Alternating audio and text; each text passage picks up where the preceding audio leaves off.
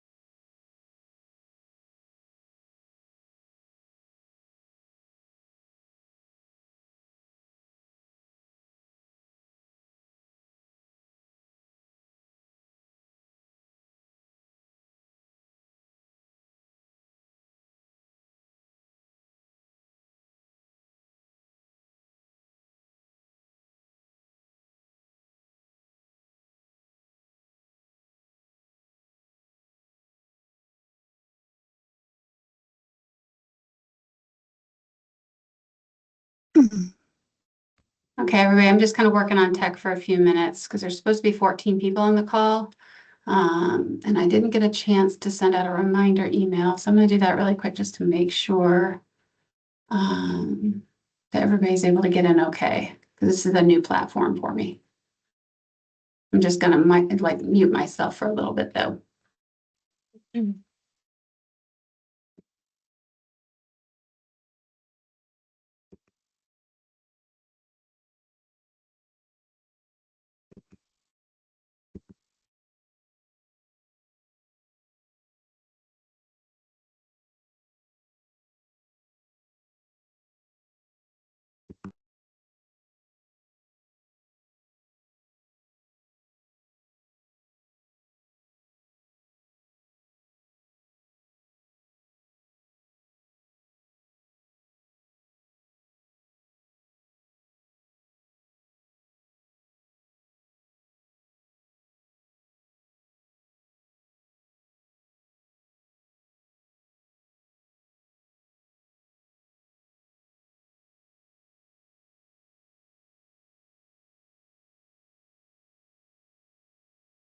Okay, we're starting to get people on, so it might just be a classic, homeschool thing that we always show up a few minutes late, right?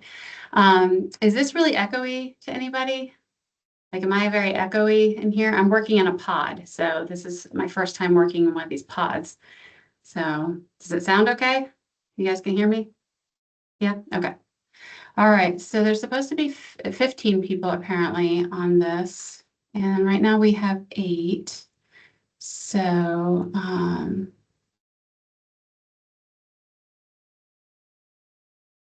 we'll just see if people show up late. So it is good to have your camera on from my perspective, so I know like who I'm talking to, and so because it's going to be a little more interactive. Usually this is an in-person event, and I'm walking around the room, I'm handing you guys stuff, I'm actually like holding up the booklets in front of you. So this is a very bizarre format for me personally to be doing. I've done plenty of online meetings, but for doing it for the math map. This is going to be a little unusual, but we're going to try this just because it helps more people like participate from across the state. So, what do you guys see on your screen right now? Well, I went over to, we can actually scroll through the 93 slides. Yeah, and a lot of those are just like dead slides at the end, but yeah. And then on the right side, I see the gallery. And okay, the main is the whatever that is, this PowerPoint, whatever. Yeah. Okay. So, but do you see the picture with the lady and the 3 kids? Yeah, Is that where you're at? I Okay. scrolled back to page 2, yes. Okay, gotcha. All right, so, and we will try to do the thing where I'm trying to figure out how to do this like breakout room so that we can practice with our actual booklets.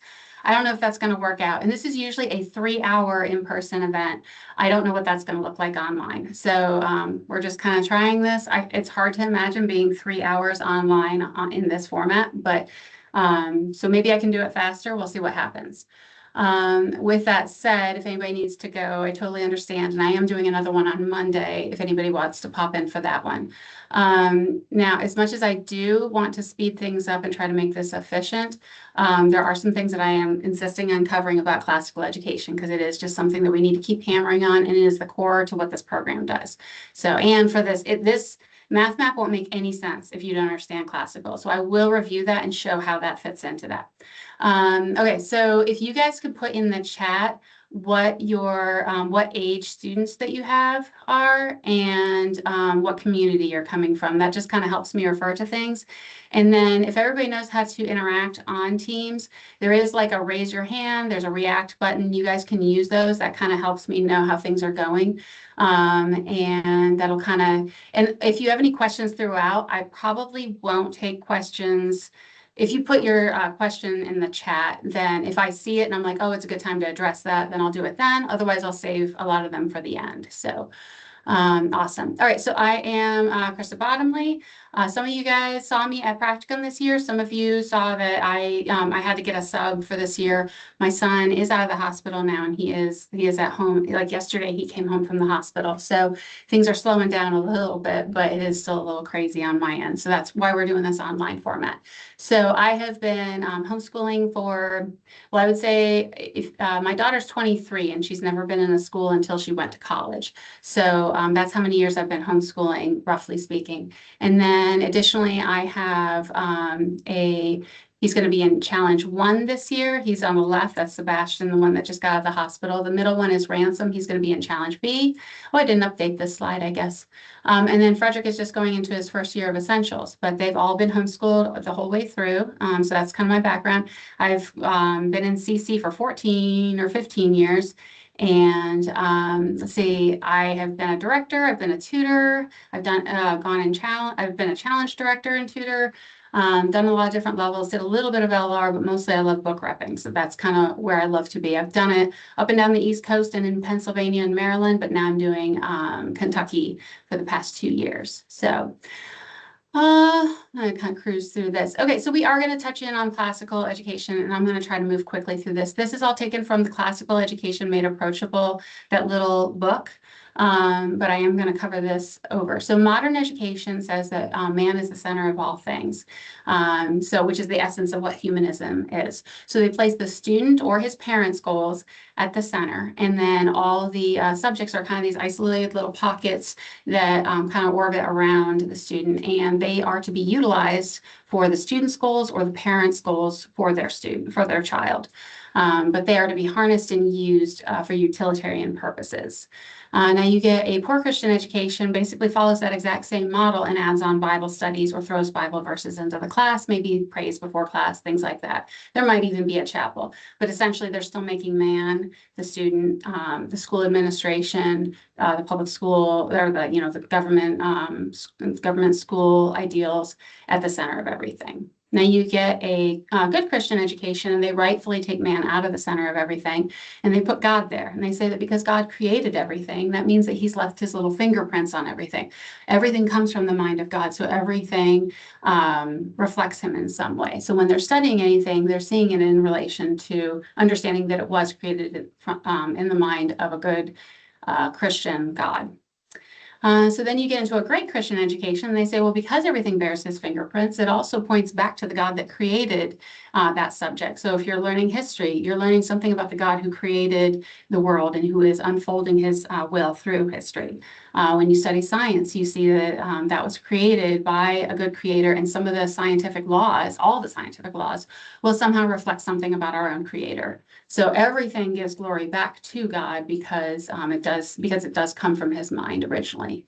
Now, then you get a classical Christian education, and it says instead of these isolated subjects, all these subjects are actually related to each other. So history correlates to what is going on scientifically in the world at that time. And the philosophy of that time is impacted by the events of history or the new discoveries that are made in science. A lot of our Soul of Science book that we have, or Total Truth, a lot of the parent resources that we have are trying to show how that is done. Or one of my favorites is Mathematics is God Silent. It looks like it's about math, but it's actually philosophy and history and a whole lot of other things thrown in, because you can't really isolate these subjects from each other. Okay, so then you have a classical Christian education, the way CC is doing it. This is our classic, catechesis wheel that says, as God is in the center. And I would erase the lines around all these subjects.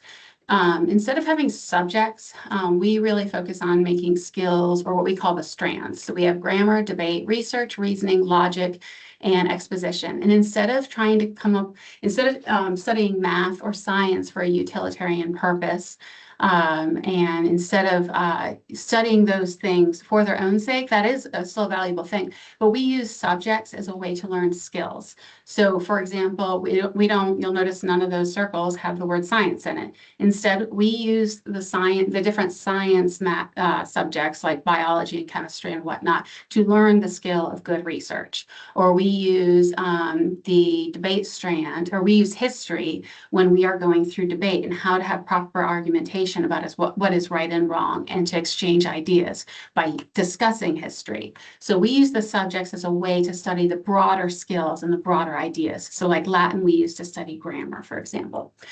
We could pick any language, but we find that Latin is the best one for most of our purposes. All right, so then moving on, we're going to talk about the trivium quickly. Okay, so the trivium, I'm sure you guys are all familiar with this. Anytime you learn anything, it is the most efficient and effective way to learn anything is to begin with the grammar. Grammar is the basic vocabulary that goes with anything. The names, dates, facts. If I want to learn music, it's very good. I need to learn like what my scales are. I need to know the notes on the piano before I actually start to trying to use those things. So learning the basic vocabulary with any subject is foundational before we move on into the dialectic. And the dialectic is when we start asking questions about, like, how do these things correlate with each other? How do the facts that I know about the French Revolution and the facts that I know about the American Revolution, how do those correlate? And how do we say that these events are similar or dissimilar to each other, so that we can understand deeper ideas about what is an appropriate revolution, or what is a proper way to argue against your government. So then you get to, and that develops the understanding. And then when you get to the rhetorical stage, when you're learning anything, is where you know your basic facts. You have a deep, deep well of information, of basic information to pull from.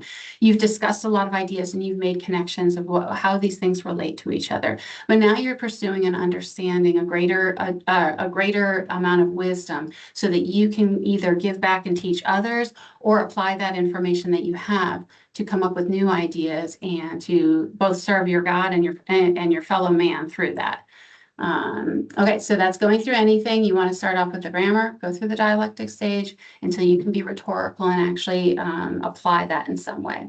Now we find that these three stages of learning also naturally correlate to a child's natural development. And so we harness that at CC, and in most classical programs harness this as a method to make it so that learning is the most efficient for each age of the child. So young children tend to be really, really interested in the names, dates, facts stuff, the basic information. They love memorizing all this stuff, but they're really not interested in the whys. And they're certainly not old enough to start applying all the information they have.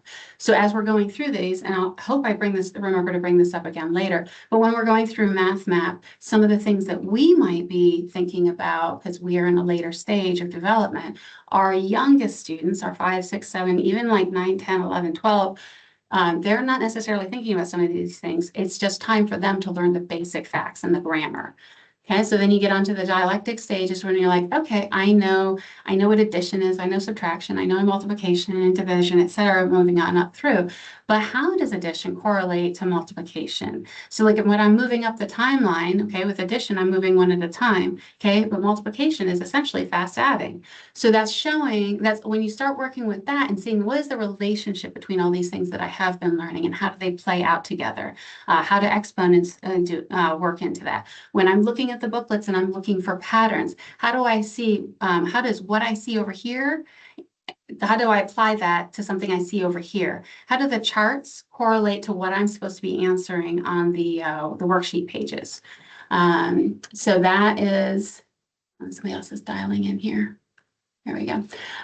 So then as a child gets a little bit older, they start doing the rhetorical stage. And this is where they want to apply, they want to truly deeply understand this and know how to apply it to new things that they're not necessarily being taught, or that they're not things that aren't necessarily in front of them.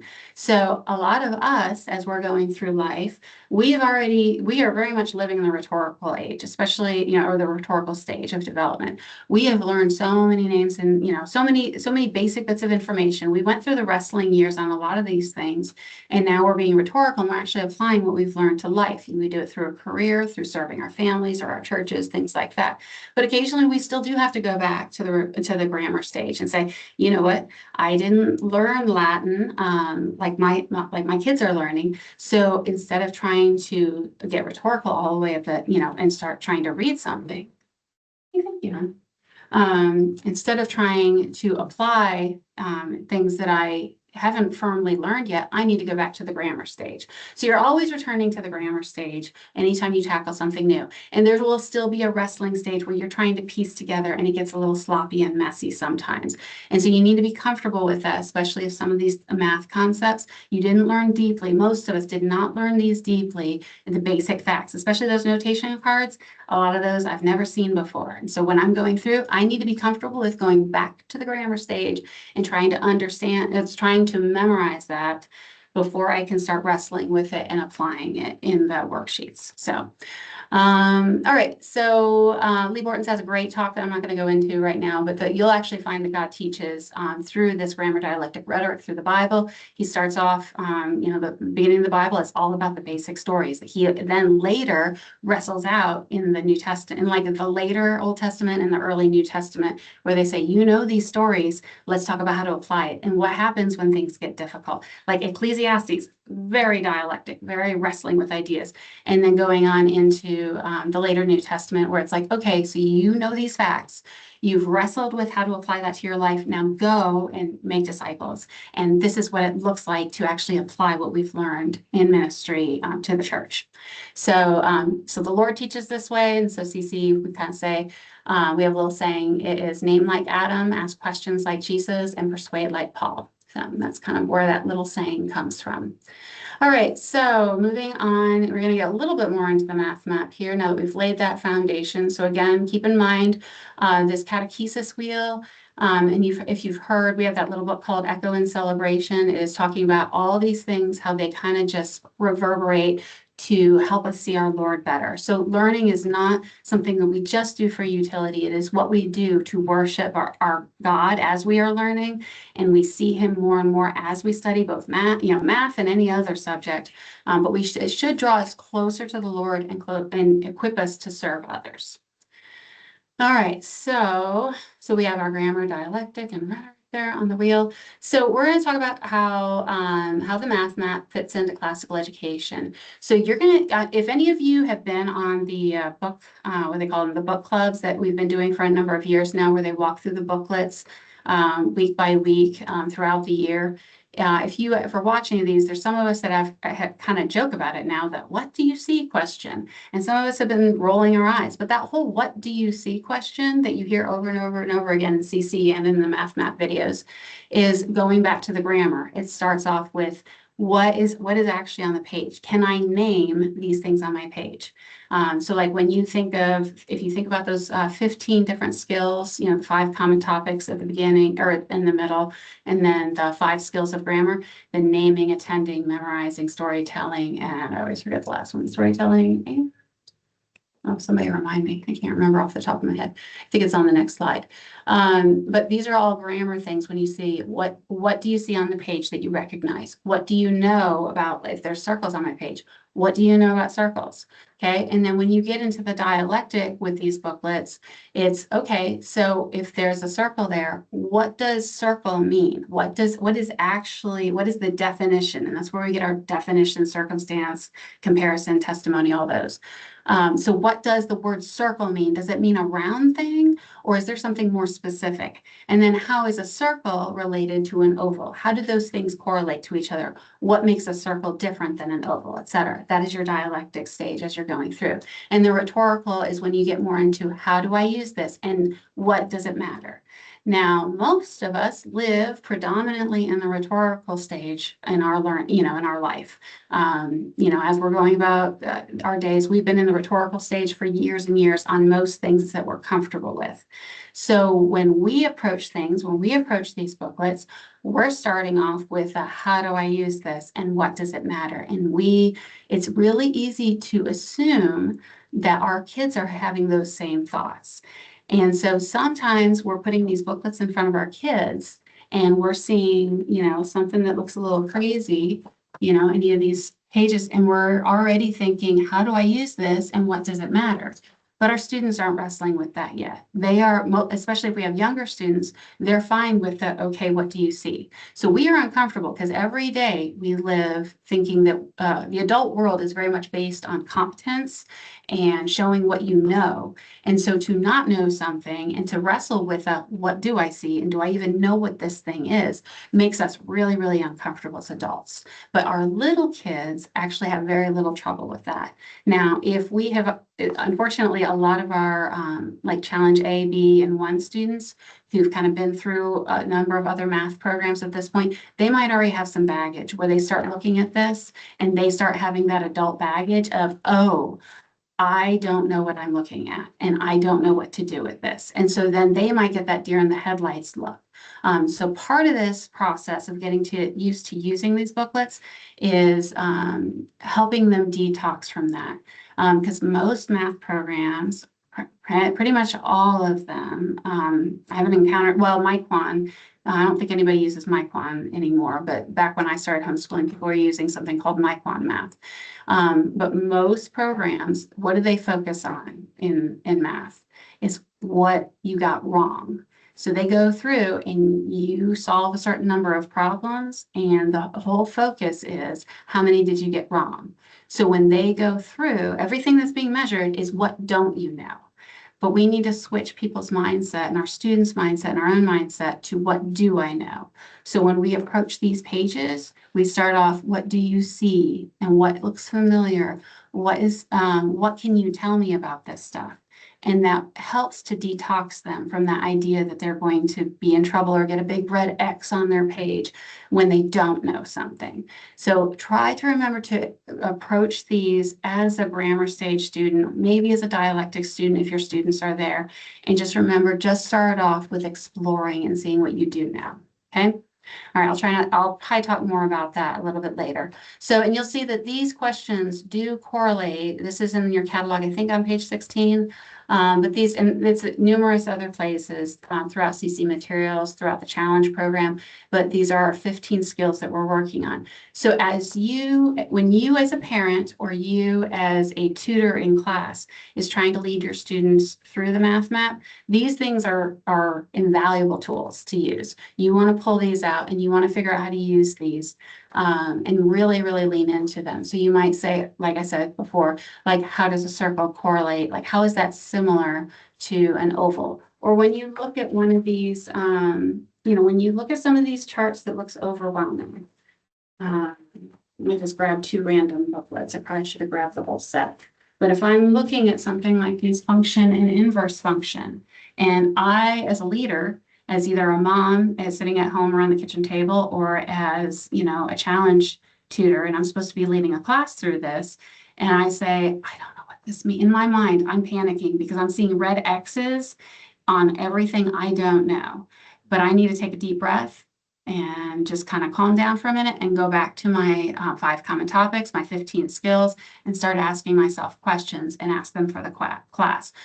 We are not, and I should have made a slide for this, but we are not didactic teaching as we go through this. We are dialectic teaching. So go into those questions and say, okay, I see a red box and I see a green box. And then we ask our class. We don't start telling them what these boxes mean. We say, what do you see is similar about the red box, what's in the red box, and what's in the green box? So in the red box, it says function, but in the green box, it says inverse function. Does anybody know what inverse means? And we can just say, you know, what do we see about that? What do we know about this? And so we approach it from the idea of, okay, we're treasure hunting for what we know, and this is the core of the program. So it should make a slide that says this in big bold letters. We are starting with what we know, and we're learning how to work to what we don't know. We're using certain skills and resources to take what we know as a way to get to what we don't know. And training our students to be familiar and comfortable with that is an amazing skill that'll translate into every other field of learning that they ever have. So, all right, so moving forward through that, and I'll probably talk more about that. I'm going to skip through this one. So this is, if everybody remembers this page, I think it's 42 in the catalog, going across the top there, you'll see our strands again. And just like we have information arranged in different ways throughout our catalog, it's sometimes it's very similar information, but presented in a different way. And you're going to see this throughout the math map. You'll see we have these arrangement pages, and sometimes a good question to ask is, why do you think they arranged this information this way? Believe it or not, that is a fabulous way to get students to have deeper understanding, is saying, why did they present the information this way? In week 2's booklet, if you see the one that's talking about the decimal system versus the base 2 system and the base 3 system, having a discussion of why do you think they presented those systems that way right next to each other like that? Why do you think they did that? And what are they trying to show us? And then another thing, if you have like very pert kids or very argumentative kids, say, what do you think they should have done that would have made this better? So I have my 12-year-old, he's 13 now. My 13-year-old is like, you know what? They really should have lined up the decimal places on that. And then they should have followed the exact same number of decimal points out on both sides and lined them up perfectly so you could see it a little bit clearer. But by doing that, telling your kids, because we have critical, especially our teenagers, can be kind of critical. It's that point of their life, and it's normal. But go ahead and harness that for learning. So when they, if they are tending to be negative, go ahead and say, how would you do this better? Tell me how you would show this information better. So when you look at this catechesis wheel, you see there's a lot of similarities here, but there's a lot of differences too. And so in this, the way that this information is presented serves a point. The circle is very beautiful. It's meant to be like there's a lot of colors. It's supposed to be kind of illustrate a greater truth in a way that is beautiful. But then when you get to this scope and sequence chart, you now have the grammar, exposition, logic, etc. All the strands are laid out linearly because it has a different purpose. All right. And in the same way with MathMap, you want to help them see the charts and the I pages, which we'll talk about in a bit. You want to help them see why they've arranged the information differently between the charts and the I pages. Okay. And that's an older skill to do. Don't do that with your 6-year-olds. Okay. Even like 10 years old, you don't really want to do that. But that is more for like the challenge kids that maybe it's their second time through MathMap. Maybe their first time if they're kind of argumentative. You could go ahead and tackle that. All right. So. All right, we're going to do a booklet walkthrough. Who here, if you guys can use the raise hand feature or anything like that, does anybody not have a booklet in front of them or don't have any booklets to look at? Everybody's kind of got something. I'm kind of going to assume that you do.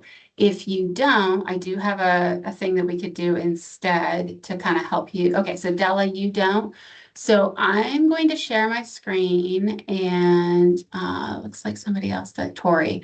Okay, so what we're going to do instead, and then how old, you guys can unmute yourselves and just tell me how old are your kids? Della and Tori, how old are your students? I have a 10-year-old, almost 11, and a 15-year-old, and we have not used the math map yet. At all? Okay. At all. All right. And then Tori, how about you? I have a 10, almost 11-year-old, and then an 8-year-old. Okay, okay. So you guys are kind of just exploring at this point, or Della, are you going to be using? I mean, it's good to be, even if you don't use MathMap full time at home, you do want to follow up on what they're doing in class, like at least for 15 minutes a day. So I don't have any who are using math map in class because my 15-year-old is ahead of the curve, just ahead of the curve. And so Oh, okay, okay. So yeah, so your I'm 15-year-old's challenge two in this year. two? Yeah, in challenge Oh, two this okay. year. Okay, that's So fine. That makes sense. yeah, but I do want to use the math map and at least integrate it with the program they're familiar with Okay, in order to kind of extend the learning and be able to use yeah. more of that the trivium approach, as we're doing our math. So Mhm. And just so you know, and I want to back up a second. So there's something about homeschoolers that we feel like we are very comfortable jumping around with our history program. Like I read Story of the World, but then we go to the library and we check this out. We love the Usborne history books, and then maybe we do Mystery of History for a while. We feel very comfortable with that. We do the same thing with some of our our language arts programs. We take from here, we take from there, but for some reason we feel like we have to be monogamous when we're with our math curriculum, and we feel like we have to have one thing and that's all we use, and that's it. And so I'll just tell you right now, we use a blend of products. We use MathMap, but we've been using MathUC for like, I want to say, longer than we've been in CC. We've been using MathUC for a long time, and we still love it. We use it during the summers now, though, because it's hard to do those in parallel. We also use Life of Fred, and we use those little workbooks that we pick up at Target, and we use all kinds of things, and that we use the math wrap-ups. All right, these are all resources. So there is nothing that says that you have to use this in a certain way. I love that Lee has this little saying, and I know a number of the older, like Mary Pride, back in the day, they'd say, use your resources, don't let them use you. So this is a tool to use. Now, if you're in Classical Conversations Challenge Program, this is what we do in class. And so you do need to participate enough so that you cannot, you can keep benefiting from class, but also not have your student dragging it down by saying, oh, I'm not going to use that. So it is okay if you guys use a number of different resources. We do in our family. I do think originally I planned on using MathMap a little bit and mostly using, Life of Fred. Yep. And then we thought we were going to do MathUC and MathMap together. Somehow it was too much. And so when I asked my kids, okay, which one do we put by the side? They wanted to stick with math, even though they cried in the beginning with MathMap. Then they end up saying, no, let's keep doing with MathMap, and then we'll go to MathUC during the summer because we do year-round schooling. So that's where that's been our journey. And I love what MathMap does for showing us the Lord, and for showing us things in a different way. And I find that it makes other programs come more alive because all of a sudden things make more sense. Okay. All right. So that being said, like I said, you don't have to be monogamous with your math curriculum. All right. You do need to participate, especially in class, but it is another resource to be used. All right. So I'm going to show you CC Connected really quick. I hope I can switch screens without it throwing us off too much. For people who do not have your booklet, you could probably just open another screen. And I'm going to see if I can share my window.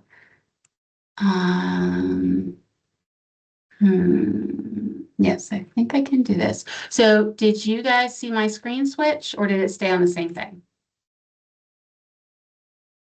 We saw it. It switched. Okay.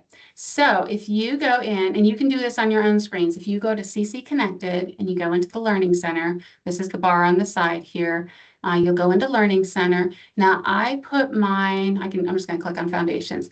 I put mine in a favorites. So when I'm in a hurry, I can just hit this include only my favorites right here. And then the Math Map companion pulls right up. So if you don't have booklets, going to this is a way that you can leaf through. You can leave, put the team's PowerPoint on a side screen, or you can do it so that there's you have both windows open side by side.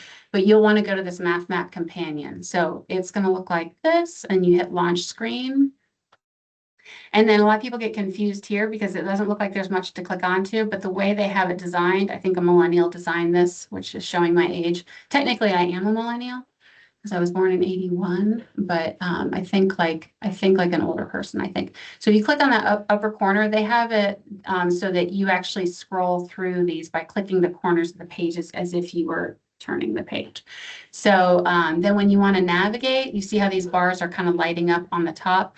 Let's say I want to look at the fractions level and I want to look at week 2. I go under fractions and this is the week 2, see how it highlights, and you can click on that and that'll open the booklet that you have. So like, for example, if I have this booklet here and it is the integers multiplication booklet, which is week 5, and I can get back to that by clicking on this compass here.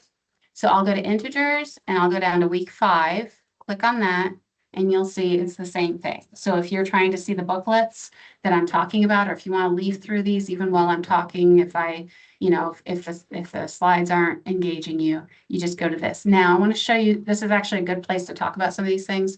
When you're going through the companion, you'll see how things change colors. Okay, I can actually click on this and it'll give me information about all this art, all this art stuff. So some people are like, oh, I wish there was more information about this art here. I guess I have to go Google it. You don't. You just go into the Math Map Companion. You can click on that. It'll tell you about the artist. Don't forget there's a little scrolly thing here. It'll give you references to where they got the information, etc. And anything that changes colors is clickable. So like this G.K. Chesterton quote, it'll tell you who is this guy, and over here it's referencing Genesis 1. So it's explaining what that has to do with this. Now, a lot of people are like, how do we get to the next page? There is this little hamburger. Do you guys call this a hamburger? I think that somebody told me that's actually the technical name for it, but somebody else told me that was wrong. So I guess I have to work on my grammar of tech. So you click on the little hamburger there, and this is how you navigate quickly to all the pages. So if I want to jump over to page 1, no, let's do page 5. So if I go to page 5, this is what this looks like. Now you'll see, and then I can do this thing where the page turns and flip back. You'll see how these like highlight and kind of light up. They don't on all the pages, but the first few pages do a lot. Because the later pages, and we'll get into this, the later pages are actually repeating themselves. So if the later pages don't light up, go to one of the earlier pages, something similar on one of the earlier pages, it will light up. So if I click on this, you see there's a video. Somebody was like, why don't you guys have videos explaining these concepts, or how are we supposed to know what to do? Now this is for you, not your student, okay? Just FYI. These are for parents. We want our students to learn through the method that we're going to teach them through. You can use these some, but this should not be like, okay, it's time to do Math Map. Let's click on the Math Map Companion and start watching all the videos. That's not the purpose of these. These are a little bit of help for moms who aren't used to this process. So you can watch a video about this, and you go through each one of these and it tells you the point of, and it gets a lot more sophisticated as you get into higher levels. Like obviously this is talking about place value. Most of us don't need to wrestle with how to do that. But there's more information like about the charts. Okay. So if you're looking through the charts, which are mostly for the older students, if you're looking through the charts and you feel like you don't understand what it's talking about or what's going on here, you can click on these and go into them. Now, I've had a number of people say, well, where do they teach long division, or where did they teach multi-digit multiplication? A lot of that is in the books, but it's also in the charts. Okay. So kind of keep an eye on that. And I'm going to talk more about why this stuff isn't as explicitly done the way it is in some curriculums. I'll get more to talking about that in a bit. But anyway, this is how you navigate the Math Map Companion so that you can look over things. And even if you have not bought the Math Map, these aren't printable pages, but even if you haven't bought the Math Map and you're like, I just need to see it some more, this will let you kind of look through these, okay? And this is the careful calculations page, and we'll talk about that. All right, so with everybody, I'm just going to go ahead and use this to do our walkthrough. But if you guys all have your catalogs or your booklets, if you have the full set, you could go ahead and, since we're on week 5, you could pull out week 5 and take a look at it. And it doesn't matter what level you're at, because you'll notice if I have my complex book here and I have my integers book here that has the same art, the same quotes. And we'll talk about which pages are similar and which ones are different. So this is our cover art page. I need to double check on my PowerPoint. Well, I guess it won't let me do both at the same time. Let me just look at this really quick, make sure I don't get off the reservation too far. Okay, so you'll see here that everything on this page will be the same through all the booklets. The only thing that will be different is the color on the outside. So like with complex, it has that gold color. With integers, it has that pink color, and that's all color coded to the domain that you're in. And then additionally, the name that's on the side here. But the dimension up here, this 1D with the line, that is the same in all the booklets, the week number, all the quotes, pretty much everything else is the same. Now, when you turn to the next page, am I doing this right? I guess I have to go to the hamburger. So cover, inside front cover, you'll see this. This is called a contribution to the conversation. And if you guys know, this program has been piloted for quite a long time, and these are essays that have been written by people who've been doing the math map for a number of years that we've included in the booklets. And they're usually very well, they picked out the best of the essays that they've had written about this. And this is part of the process, is that on week 30, they have the opportunity as they get older to write some of these essays for themselves.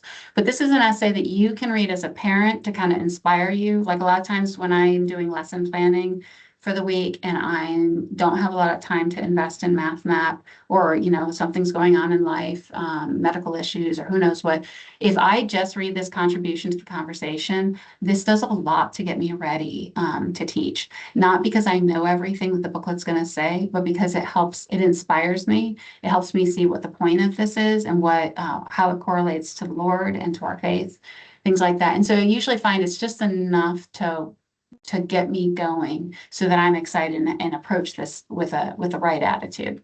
Now, older students can read this, and some of the tutors in the challenge levels do have the students read these out loud in class. So that's up to the tutor. Some do, some don't. But I would not sit down with my 6-year-old and my 10-year-old and say, okay, we're going to read this, guys. You could do that, but don't make it a slog. Okay, this should be a delight, not a slog. And this is something important to know. Both my integers, my complex, my monomials, my binomials, my fraction, all my booklets have this exact same contribution to the conversation. That means everybody can be familiar with the same content if they're older and are reading this stuff already. But it also means that if you skip this year, you're going to see it again next year. Or if your student didn't understand something about it the first year, they might see it differently a few years down the road. We have done, my kids and I, because we do these math map trainings, we go through the week 2 booklets over and over and over and over again with so many people. They've been through them probably 30 times. And yet when we go through the contribution to the conversation, I can't believe how often I go back in there and see something new. Or how often I go into the booklet pages, the I pages, and see something new. Repetition, I think there's a saying, it's like a well-known saying in the classical world. It's something like repetition is the mother of learning. So there's nothing wrong with the fact that these repeat. In fact, it deepens their learning. It also frees you to not be afraid that you're missing something, because every year we come back to this stuff. Okay, so this would be the I1 page now. This is your math map. It's after the inside cover, you get to what's truly the math map. And most of you guys are familiar with this at this point. Any of you not know what the point of this is? Like, have you not been to practicum and this looks like gobbledygook to you? I mean, you can raise your hand or unmute if you guys want me to explain this. Okay, so I'm going to assume everybody knows. I'll just say very briefly, the different types of numbers go across the top. Those are called domains. And each year the students are studying a domain, and they're focusing on either digits, or they might be focusing on fractions, or they might be focusing on polynomial numbers, things like that. But they're working in a certain number set. And then as we go down the row, these are the different what we say are the dimensions. This is the different kind of subjects or the skills or the type of functions that we're working on using the sort of numbers that we have.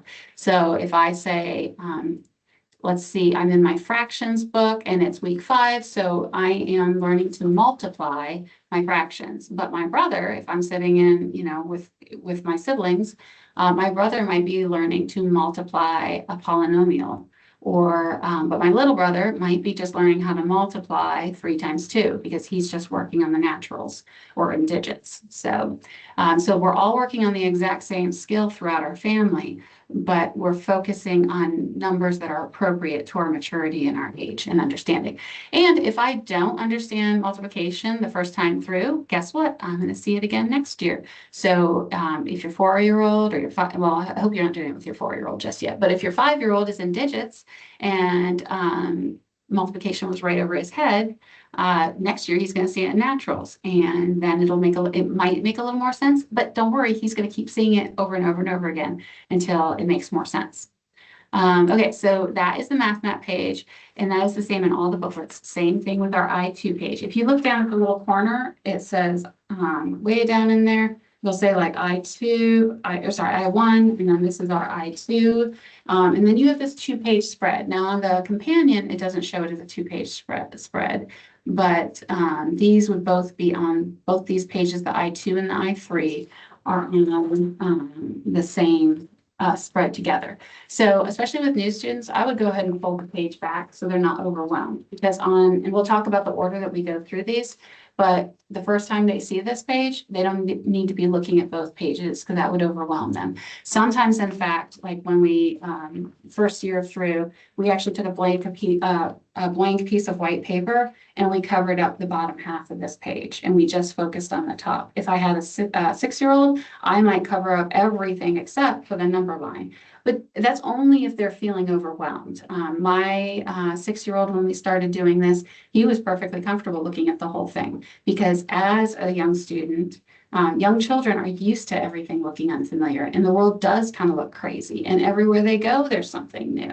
They are shocked when they see flowers open in the morning and close at night. That's magic to them, but it's all new and overwhelming. Not necessarily, they're used to the overwhelm to a certain degree. So this isn't as overwhelming to them as you might think. It's more your 13-year-old that's never seen this before. All right, so you have these 2-page spreads. This isn't, this 2-page spread is the same in every year. Again, so far we have not seen a page that looks different between the booklets, okay? So what these are is they are an excerpt out of the charts. And we'll talk about the charts in a little bit, but this is selected information from the charts that they really want you to hone in on. Now, the goal is by the time they graduate at 18 and go to college, all of the charts are very familiar to them. Even if they don't have it all mastered, it's all very, very familiar at that point. But these I pages are just a little bit of those charts so that they can hone in and use these in discussion. And the main purpose of these is it is a resource for filling out our worksheets, but it's also for discussion. So this is where you go back to those questions. The what do you see? Is anything familiar? How does that box, how does that red box look like the green box below it? What is in common? What's not in common, etc. Okay, so those are our I2 and our I3 pages. And then you'll see, let's see, that last one, that one is called Invention. This is where we focus on coming up with ideas like, why do you think it's this way? But this next page, you'll see it says Memoria and Arrangement. There is, on the Memoria page, there will always be something that they want you to memorize. And you can highlight that, and you can, the tutor often will challenge their student, okay, go ahead and get a highlighter, and I want you to highlight a part that you want to memorize. My, let's see, 13-year-old last year, he chose this multiplication thing on the lower left here. The terms and divisors, and he was like, I'm going to memorize this, and he found that by memorizing it he was actually able to understand it, and he started noticing it in other areas of the booklets. But you can pick something far easier to memorize on this page, and this is one of many things that you can do on this page. This is just don't feel like you have to always be focusing on memorizing something on this page. But then the other word, it says Memoria and Arrangement. So this is also that page that I said is good for saying, why do you think they arranged the information this way? And how would you have arranged it better if you think you can improve on it? Okay, so now we're going to turn to the next page. So those pages are all uncommon. Now this, the next page is the first page that has a normal number on the page. So you'll see on the lower left, it says page 1. Then page 2, it comes next, page 3, etc. You can start leafing through these. But you'll notice as you go through, you go 4, 5, 6, 7, 8, and then after, oh wait, no, after 7, you'll see all of a sudden it progresses to charts. And that's like dead smack in the middle of your booklet. Now, the people who first pull the plastic off their booklets and they start going through this really throws them for a loop. And I wish I didn't bring it with me. But I keep a booklet that's not taken apart yet to kind of illustrate this. But the reason for this is if you look at your booklet, this in the very center, these the first 2 full like 2-page spreads, you can pull those out. I just cut right at where the staples are, and I pull these both out. So one of these is your solutions guide pages, and one of these is your charts. And the charts, I take them, the first time I get these, I take them all out and I put them in a binder together so that all the charts for all the week are all together, almost like a glossary or like a encyclopedia. So that becomes our math encyclopedia. And now we've done it for 3 years now. We have a lot of these. And so now I leave them in the booklets. So that is an option too. It's just leaving your charts and your solutions in the booklet to refer to. So my students now, they keep them in there, but they can also pull their little encyclopedia out and use that when they want to. So there are 4 pages of charts. Do not be overwhelmed by these. This is the kind of content that they would know after doing this for years and years. And it is something that they can turn to when they are looking for answers. And we'll talk about that more. And then you'll see in this center section is the answer key or the solutions guide. So I pull that out and I put that in another little prong folder. So both the charts and the answer key are in a prong folder, and both of them are available for my kids to look at any time. That includes the solutions key. And I'll explain that, the purpose of that in a little bit, but just kind of going through the booklets here. So you'll see as you turn through, you'll get through the solutions key, and then you'll and then back through the charts, and then you'll get to, you'll eventually end up at page 8. Now, if you take out those 2 center sections, you'll go straight from page 7 to page 8, okay? So then we'll kind of scroll through these. So as you can see here on the little sidebar, you can kind of see how those are arranged. So after page 16, so there are 16 pages of these little workbooks, these little like worksheet pages, and we will talk about how to use those in a bit. But after those, when you go to the following page, you'll see there's this careful calculations page. This, the answer to these are not in the answer key. They are starting, because there were some parents that really did not, it used to just be that answers to these were only available on the companion to get the answers for. You just click on it and it opens up and you get the answers to all those. They had them originally on here so that only parents could check them, because the older students, we were using this as a test. For those, especially when you start doing transcripts, you do have to have a way of measuring how they're learning. And since we give them the answer key for the other pages, we need to be able to hold something back to measure learning. So, but now they've started to include those as separate little booklets that come along with the math map for moms that didn't want to jump on the computer in the middle of the day, like me, because often I didn't have time to do that. So that is in a separate little booklet now that should be with your materials. If you didn't get that or you need that, reach out to customer care, and sometimes they'll go ahead and send that to you. Like if you have an older copy from last year, if it didn't show up in your pack for whatever reason. But the purpose of this is, like I said, it can be used for grading, but it's more of an exploration of what you know and saying, okay, how much do I know? You can also preview this, and I'll talk more about this later. You can also preview this on day 1 to show your student where the lesson is going and what the purpose is, like behind, like what the target is that you're aiming for. All right, so after careful calculations, there is, get over here. This is on the inside back cover. This is, has at the top, there are conversation starters. There are just these are just little things to, if you want to have conversations with dad around the table later on, or if you are driving somewhere, or if you just are like, this is kind of it's been kind of a dry lesson. Let me see how else I can integrate math into other parts of learning, or what's something interesting that sometimes there's history snippets in here. Like this one's talking about the guy who wrote a book called Metrica, which is a collection of theorems, axioms, and formulas, etc. So it gives you a little history snippet relating to what the subject is that you're working through. And then the inside, the middle part here, this is instructions for the game. And they are the math map book club last year or last summer, maybe it was, is where they were going through all the games to make sure everybody knew, they were kind of walking through how to play those. But they will be putting the videos on here so you guys can watch it if the game's kind of like maybe the Fox and Geese game confuses you. There'll be a little video walking you through that. And then action items, that's this bottom portion here. It's the resources you'll need for next week. Say, for example, it looks like next week, if I want to play the game for next week, I'm going to need a calculator and 4 dice.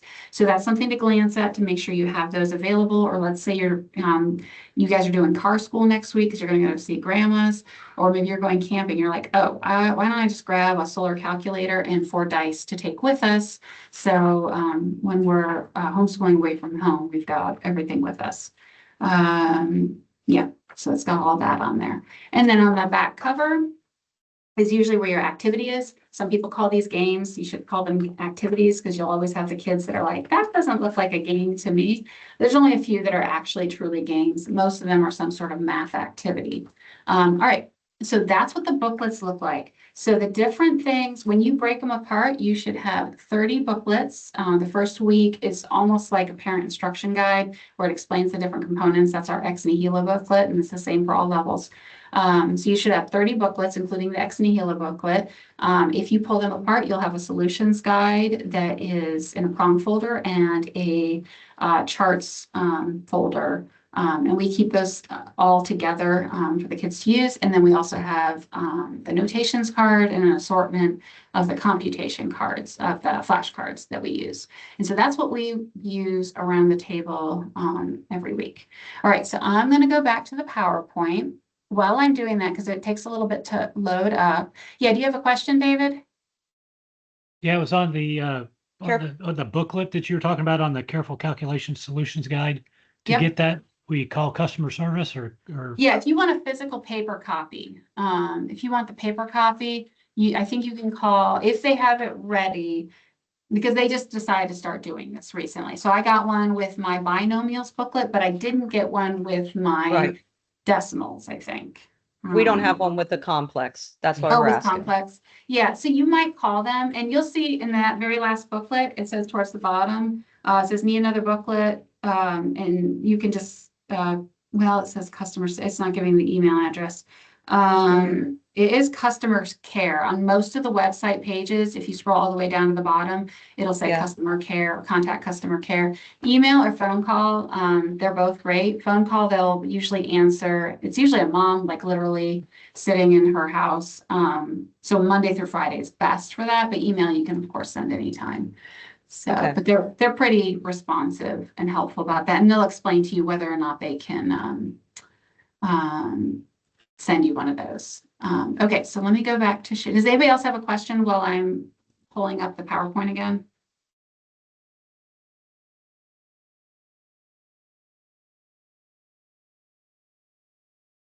This takes a little bit to load up.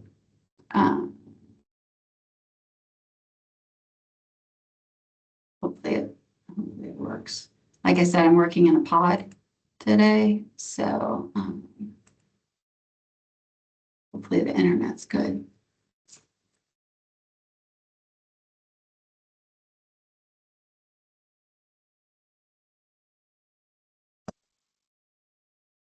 Always forget to bring water. All right, so I'm trying to think of where it is going to go because then I can just start going on that without waiting for the PowerPoint. Oh, but it's coming now anyway, so it's all right.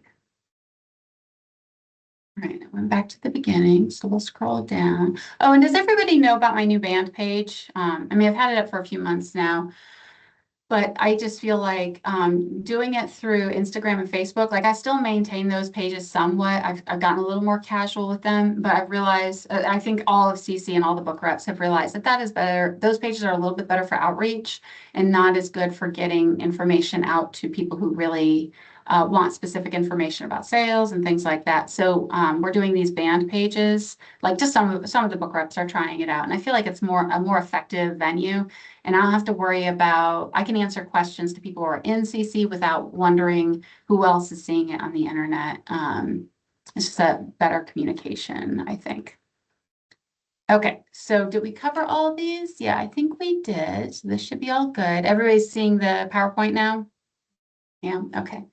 All right, so let's talk about these booklet pages. There's something I want you to know about how they work. So for the ones that actually have a normal number, the 1, 2, 3, all the way through 16, there is a format that they do that is very intentional and it is very helpful if you know how to use this as a tool. So you'll see in booklet, I don't know if any of you has more than one booklet, it's kind of interesting to kind of lay out the same weeks next to each other as well. But if any of you, if you look at booklets 1, 2, 3, 4, actually just look at page 1, the top of page 1, and then flip over to the top of page 5. Now, different booklets, it's more or less obvious depending on what week it is. Week 2, it's super obvious. I feel like week 2 is the most obvious. Or anyway, but I'm in week 5.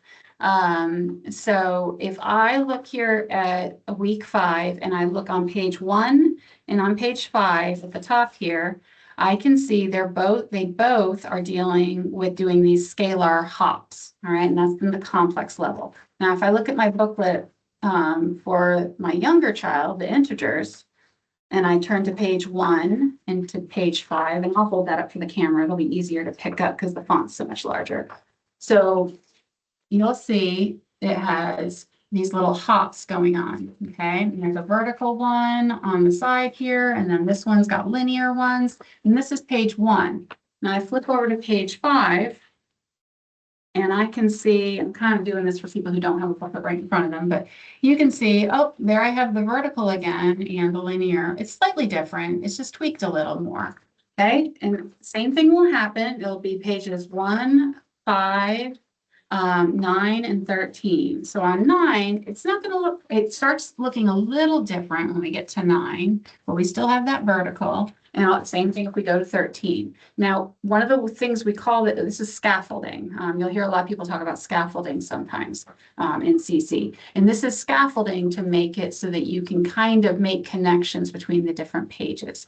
Now, and all the pages are like that in all the booklets. Like I can compare if my Challenge A student is working on these number lines, then my 7-year-old is also working on these number lines. They're just at different levels. Okay, so there's the younger one and then the older one, but they're very, very, very similar in content, just more complex in the numbers that they're using. So one is using a lot more sophisticated numbers. The instructions are more difficult. So like in the younger child, it just says match and trace. But then the older student, it says plot, and it's telling them to plot something. So, and I'll talk about that in a minute. So the booklets are very, very similar through all the levels. Now, one of the things that can happen, I had a student that was perfectly willing to just be obedient and go through 1, 2, 3, 4 on day 1, 5, 6, 7, 8 on day 2, etc., and go through the book sequentially. But then I have another student that just brought him to tears, and he was overwhelmed. He couldn't see the connection because all these things were totally different. So like page 1 and page 2 look like they're talking about totally different things, and he was overwhelmed and he couldn't see the point. And it was too much new information at a time. So a different way that you could go through these, if you look at the second part here, it says on day 1, you could go through page 1, 5, 9, and 13 all in the same day. That way they're seeing a very familiar format repeated over and over and over again. So they're not having to wait several days before they notice that pattern. So with my younger student, he wasn't my youngest, he was the now 13-year-old, but he was 10 at the time. And so he went through his booklets with the 1, 5, 9, 13 way. Also, it's good to know that in the charts, the first page of every day, the 1, 5, 9, 13, all correlates loosely to chart 1. Okay, so those center section, those charts, so the week 5, chart 1, because there's 4 charts per week. Week 5, chart 1, that material that's going to be in the workbook pages are pulled mostly from that chart. There's a little bit of variation. It's not perfect, but it's generally pulled from there. So that can help direct your child who is more likely to get frustrated or end up in tears. Now, my older student, he was a little bit ready to just trust me on the trust the process kind of thing. He still got frustrated, but he was willing to trust the process. So as the weeks went on, he started noticing this pattern. And so he gained in confidence and didn't feel so overwhelmed when on day 1, he was seeing all of this new content. He said, oh, you know what? I'll see that same content tomorrow. Now, it's also an interesting tool because when you get stopped, say, for example, and I use this tool all the time when I get to one of the harder things. So like I get to the matrices booklet and I'm having trouble. So I say, you know what? I'm really not understanding page 8 in here. So I'm going to go check on page 2. Wait, would it be 2? If it was 8, no, it would be page 5, 6, or 7. I can look on pages 5, 6, and 7. No, I'm sorry, I'm saying that wrong. I can look on the correlating booklet pages to help me find the answers. Okay, so it can be a tool to help walk you through more difficult content as you get familiar with it. So if you're on, I just wanted to, Mhm. if you're on page 8, Yep. it would be chart 4. Yes, if you're on page 8, it's chart 4, and that means that Yeah. page 4 has similar content in it. So like if 8 would have more sophisticated, trumped up work from page 4. And I think you might notice that some of the booklets, it's more obvious than in others. Let me go to my complex, I'll go to my week 6. So if I'm looking at 8 in here, and just kind of like leaf through your booklets and see if you notice this at all. Sometimes it works well, and sometimes you don't necessarily notice right away the correlation. So this one is not the best example of that, not my week 6 one anyway. But yeah, there will be, and it's most noticeable in the first few pages. And then they, as the students gain confidence, they branch out a bit more. And so I'm trying to find a good example of that here. So like 3, if I look at page 7 in here. Yeah, this one's not the best. We've been Oh, trying to no, do no, this works. What's that? We've been trying to do the 1, 5, 9, 13 Uh-huh, pattern and doing just the top sections of those pages, uh-huh. kind of just. But I didn't know the connection to the chart in that way. I mean, they relate to each other, but I'm still like on 4. I'm still not seeing Like if you how look at, that relates to the you chart. have us in booklet 5, and you're looking at page 4, which would be chart 4. It really, we're struggling to see correlation there. Well, let me text my husband because I bring all my math stuff in here with me. I'm going to tell him to Because you bring have us my in book charts. in 5, right? That's what you I have said. booklet 5, but I don't have my charts with me. I didn't grab Oh, everything. We just moved, so a lot of it's still in boxes, but I think I can tell him where to get it. Ooh, girl, you've got a lot going Oh on. my goodness, you have no idea. You have no, Yeah. it's been crazy. Great. We'll just text him yeah, thank you. Can you have one of the kids bring the math map charts booklet to me? Question mark. It'll be in a blue prom folder in the new homeschool cabinets by the entryway. We'll see what he does with that. Okay. We'll see how our teamwork is working out. Although he gets terrible reception in the apartment. So I think I'm going to actually copy my daughter on that. She's visiting just for this weekend to help us move in. Isn't that sweet? I didn't ask her to. She just like decided to show up. And she's like, You I might know want you to need tell them help. it's booklet 5. I don't think Booklet you 5. told them. They'll bring the whole chart because All I of just them. keep all my charts in that little packet. So I Yeah. keep all the charts together. But thank you so much for this breakout, because in our equipping for Challenge Mhm. A, Okay. some of the parents showed us this, and because Didn't that's see going to be it. such a, Okay. a bonus and a help for our Challenge A daughter, because Mm. it that repetition rather than jumping from one concept to another concept to another. Yeah. Now, how many years have you used this? Did you use it last year at all? A little, It's not much. kind of like wetting, like getting your feet wet a little bit. We've had it for 2 years Yeah. though. Yeah. Okay, so it's just bit by bit. Okay. And yeah, the first year we did it really light too, and I got overwhelmed. I think we stopped in February because I was just like not feeling it. And we picked it back up again. And what's happened is that as we've gone through it with the years, and it is a lot easier when you get in the challenge and you have that accountability because they're doing it in class. And also because they keep marching on, whether you do or not, it sort of tells you, oh, shoot, we didn't get to the week 8 booklet, or now we're on week 9. I don't have time to go back. I'm just going to do week 9's booklet and do that. Just do it. But when you come back the following year, all of a sudden things start looking familiar again, and then you start to see it. So it is one of those things, kind of like with essentials. And I hate saying that, like, trust the process thing, because it nauseates some people. But as you go through layer by layer, you'll start being like, oh, wait, I see it now. But you don't always see it right away.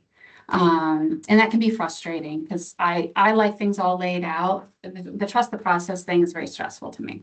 But I've learned there are times CC has gained my trust in this area. So through many other types of situations and stuff like that. So, all right. So if they show up with a booklet, we'll go back to that, but I'm going to keep moving forward just in the interest of time. But you guys get that generally this is the way this works. And this is laid out in your Ex Nihilo booklet. It will talk about like this whole, these little charts that I made. There is like a typed up explanation of this in the Ex Nihilo booklets. I don't know what page it's on, but it's kind of like across the top. One of them will talk about the charts.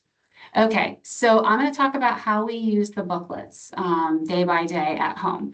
Now, I'm going to assume that, well, let's see, raise your hand if you only have foundation students, foundations and essentials, and you're not working with challenge students.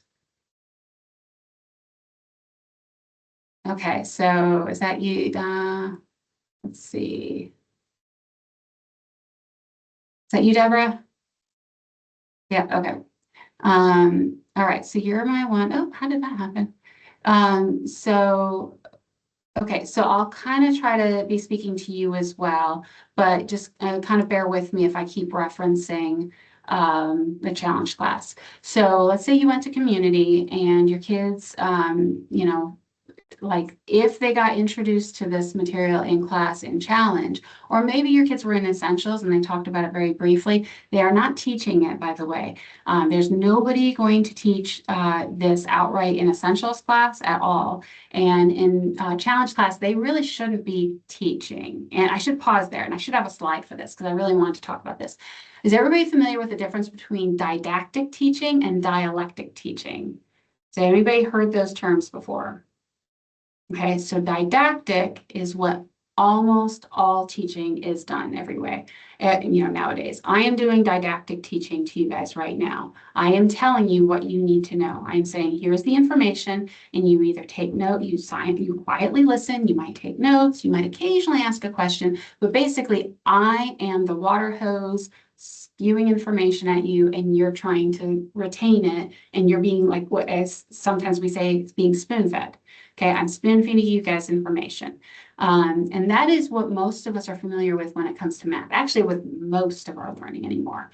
Now with classical education, we really try to work on dialectic teaching more. And this is important because it helps the student actually understand things deeper. And it also trains them to uncover information that isn't explained to them explicitly. So you'll see a lot of times you'll have students that if somebody does not sit them down and explain something clearly to them step by step by step, they're unable to connect the dots and figure something out on their own. And they'll sit there and say, like the classic example would be, okay, here's a word problem, do the word problem. And they say, wait, do I add, subtract, multiply, or divide? And that's because they've been so accustomed to didactic teaching that they don't even know what to do. And, they know how to do an algorithm when they're told, now it's time for you to whip out that algorithm that tells you how to do cross multiplying of fractions or something like that, but they can't come up with it on their own. Or if somebody that's the reason why most people can't do work on their own cars, because they've never learned enough to actually explore it without having to sit down and watch a YouTube video that explains point by point. Okay, so This program works on dialectic teaching, and it makes it so that students can explore ideas on their own. Did anybody watch that math video I put about a week ago on, I think I did it on the band page. I might have done it on social media, but I was talking about understanding how pi correlates to Euler's number and a number of other things. Does that sound familiar to anybody? Well, it was saying it was drawing connections because you have a number of different mathematicians that are discovering different types of numbers in different areas. Like somebody discovered pi, somebody discovered, or created the idea of imaginary numbers. Somebody came up with Euler. Obviously, Euler came up with Euler. But they were uncovering these things. The Lord made them. God made these principles, but they were uncovering something. The Lord did not set out and say, let me teach you what pi is. They had to do it through, thank you so much. Thank you, sweetie. Isn't he wonderful? This is how I format my, I take all my charts out and I put them in a prong folder the first few years until everybody has their own. But they did not, nobody taught them, what pi was, or Euler did not, he had to go out and explore the world, and he was connecting things, connecting the dots. And it's because they were dialectically taught, not didactically taught, that they were able to make connections between things.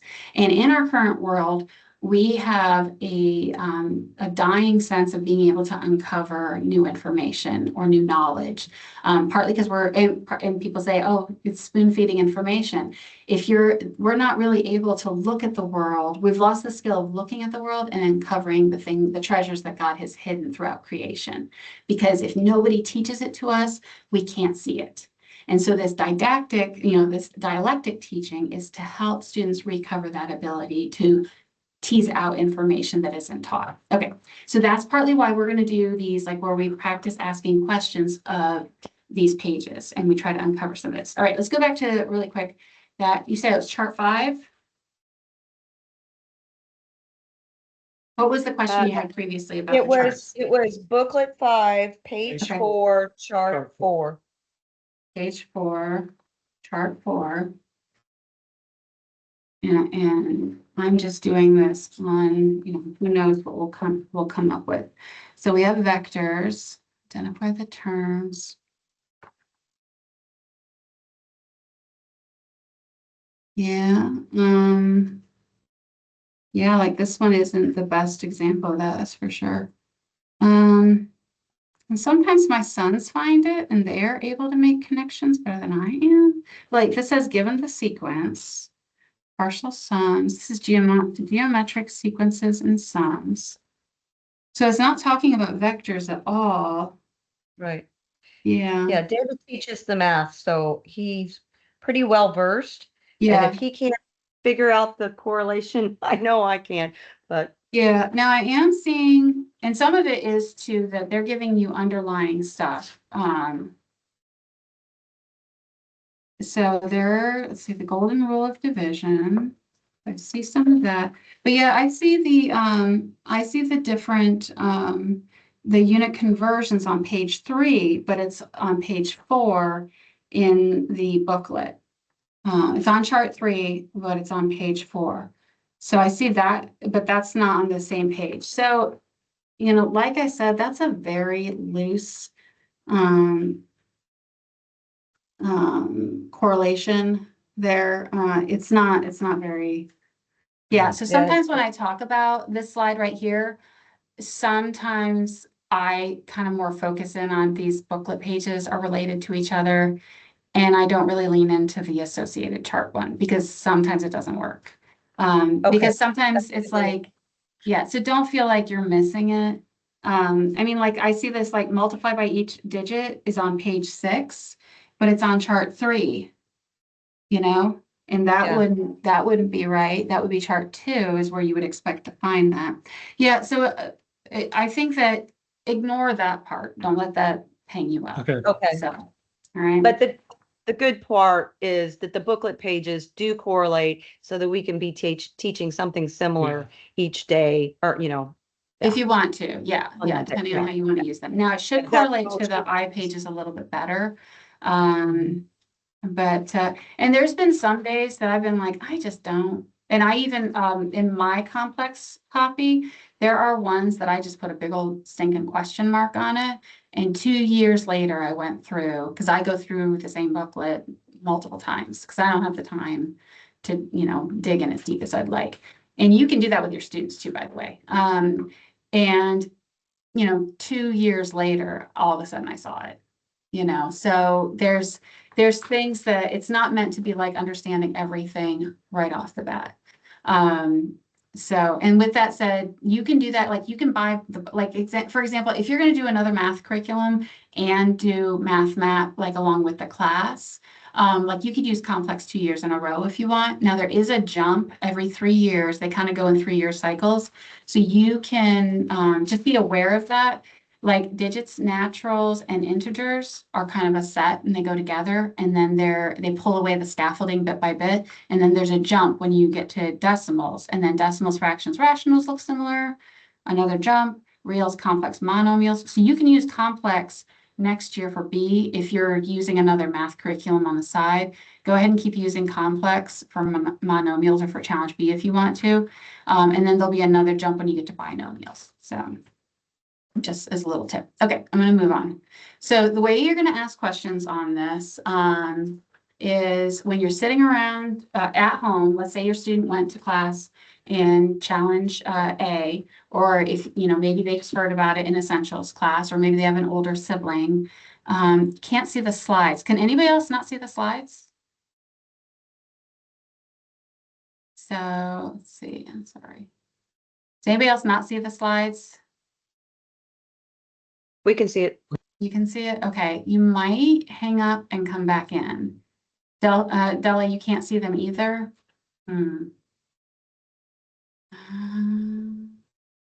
Okay, you guys might need to jump off and then come back in.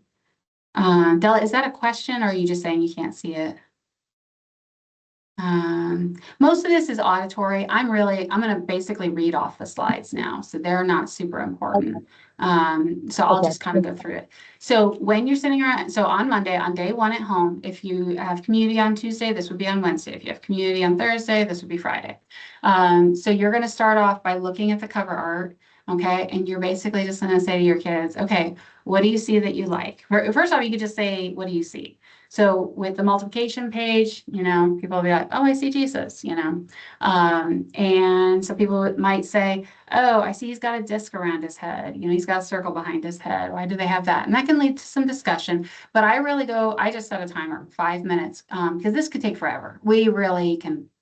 Some days you can't get them to talk about anything, and then some days you guys really dig deep, and you spend we have literally spent 45 minutes sometimes going off on tangents on some of this cover art, and some days I can't get them to say a word. So I set a visual timer, 5 minutes, talk about the art. We read the quotes, both quotes, and we say, what does this have to do with math? So, and then you can just say, you do go over cover art in class, and so when you get home, this is where they have the opportunity to help you as mom. And the older students, when you get to challenge age, they love showing off what they know, right? So you can say, oh, okay, did you guys talk about this in class?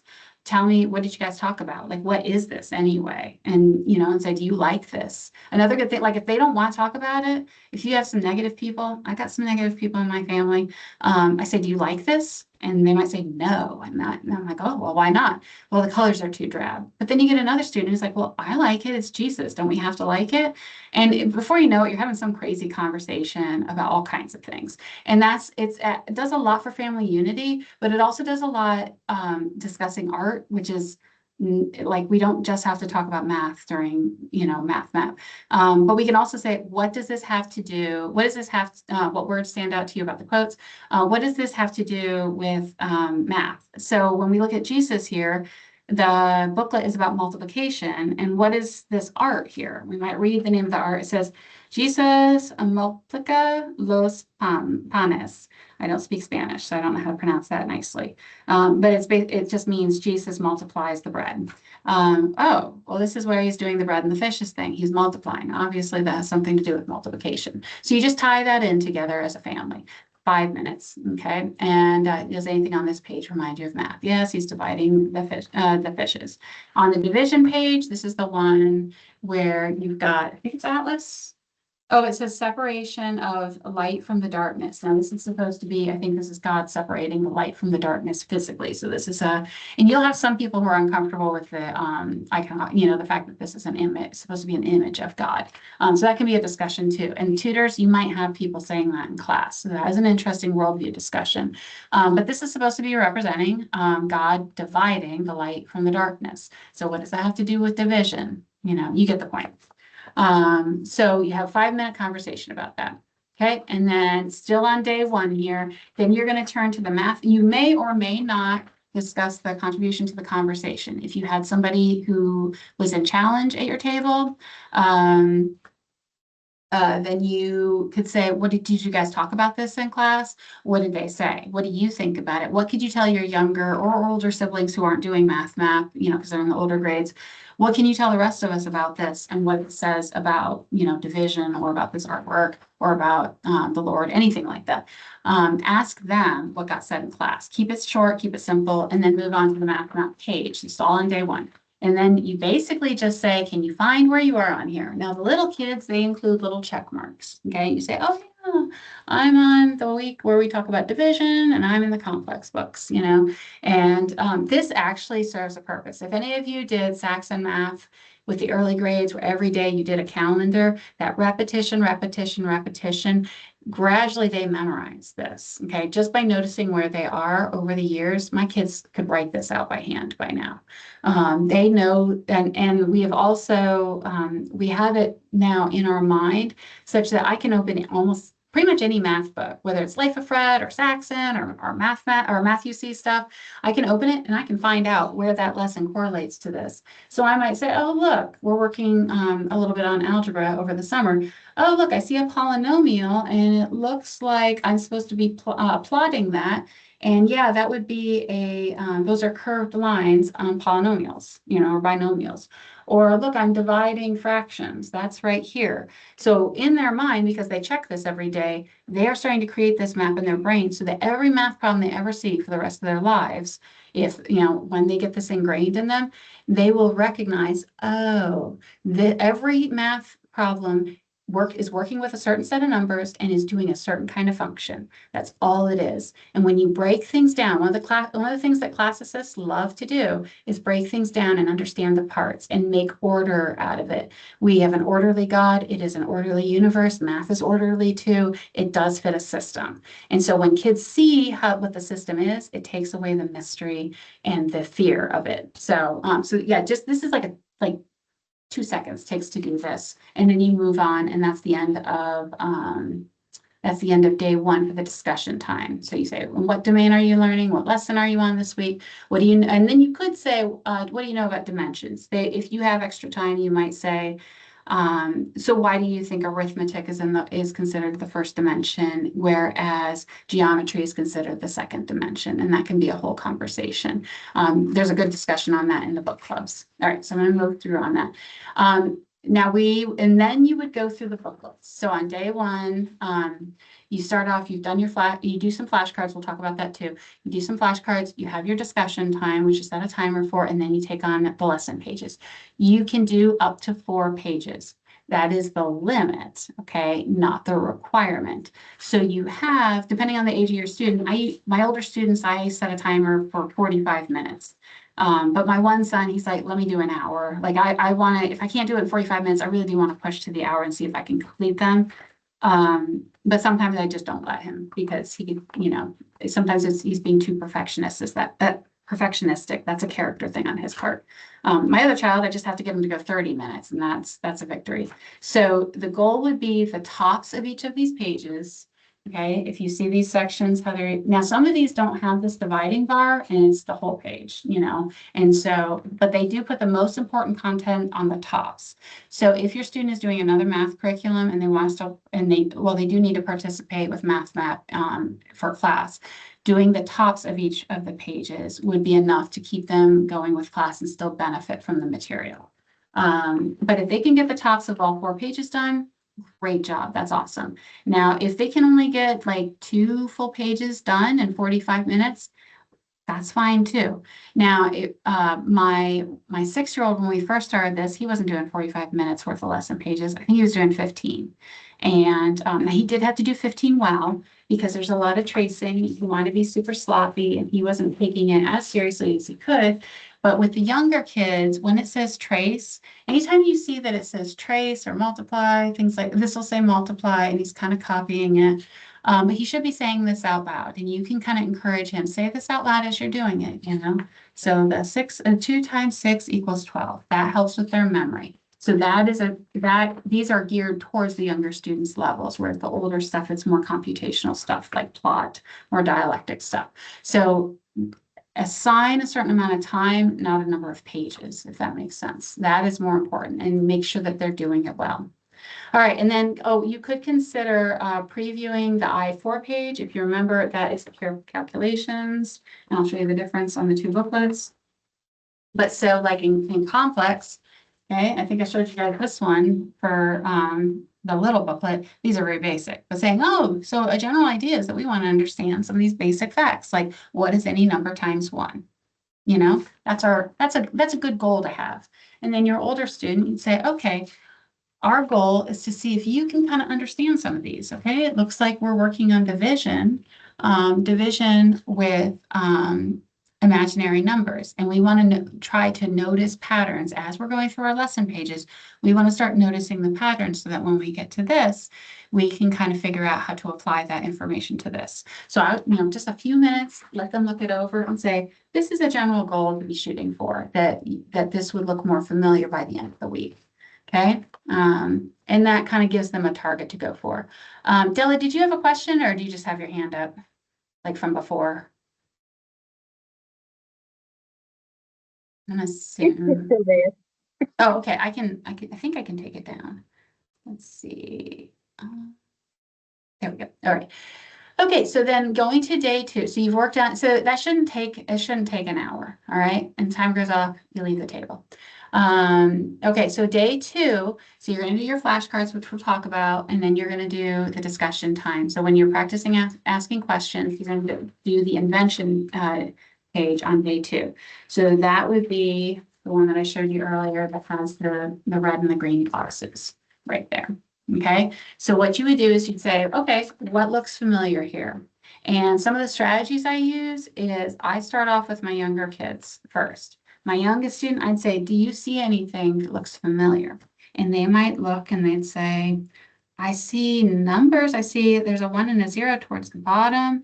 There's a sideways 8. And then one of my other students chimes up and says, that's an infinity symbol, because he's being pert, because that's what they are at that age. And the kid was like, oh, an infinity symbol. Okay. And then he's looking around some more. Oh, I see these arrows. Those look familiar. I think I've seen those in other booklets, and I see some curves. I see some boxes, and now maybe one of my other students says, oh, those curves are actually called parabolas. And, he's like, oh, a parabola. Okay, that's nice. And, it might go in one ear and out the other, but usually they're looking up at their older siblings, and they don't want to look silly in front of them. But, you got to be very careful about making sure the older kids don't talk down to the younger kids, and that they more give them credit anytime they teach their younger student. Because trust me, that helps you in the long run. If you can have your older students feeling good about helping teach your younger students, that's a wonderful blessing to you as a homeschool parent over time. So the younger student says very simple things, and then you move on up to the next student. What do you see that looks familiar? Well, I see functions, and I know functions has something to do with, you put a number in and something comes out the other side. That's what these boxes represent. And, you're like, good, teach me more about that. Now, I'm not teaching him that. I'm not telling him, okay, that's what this chart means, and I could actually say it, like if everybody is just stumped by everything they see, I could actually just draw out questions by saying, well, what do you think this thing is? It's saying, that red arrow it says like if 15 is here, I see 15 on one side and I see 3 on the other side. So it's like something is going into that function box and it's coming out and it's a 3. And then see if one of your older kids can kind of piece things together. But don't just sit there and say, do you notice that when you put 15 into that function box, that means you take 15, divide it by 5, and out comes the 3. That's didactic teaching. Now, if you, I mean, we all resort to that sometimes because that's the way we were taught, and that's totally okay. But if you can draw that out of them, it is so much more valuable than just hammering it at them because they'll forget it that way. But just kind of have a conversation. A lot of this, they are not going to retain, they're not going to retain all this page the first year they go through this. I'm looking at booklet 6. I guess I should kind of be more consistent about what booklet I'm looking at. That was booklet 6. No, it's actually also in 5. So this Okay. function We're in box. 5. Yeah. We're in 5, but it's So- different numbers.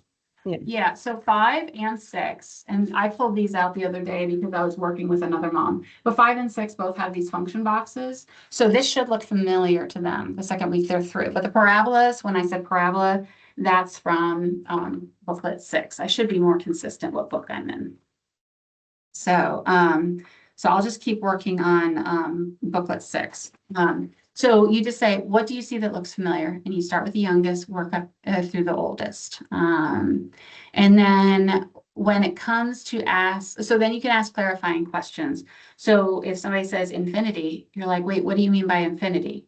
And so you're asking a question of them again. What do you mean by infinity? Oh, that means numbers keep going forever.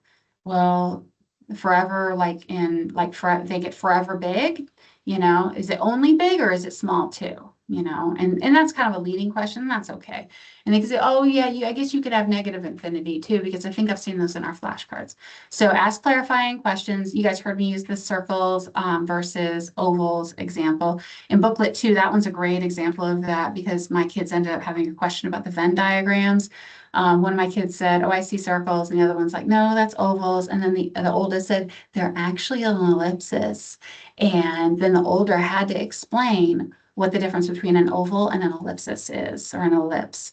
And he had to talk about foci and well, actually he had trouble the first time. He's like, well, I know what it is, but I can't articulate it. Well, that's an important thing because you know what mathematicians do? They don't actually sit down and spend all their time writing math problems. They discuss it and they are having conversations about math.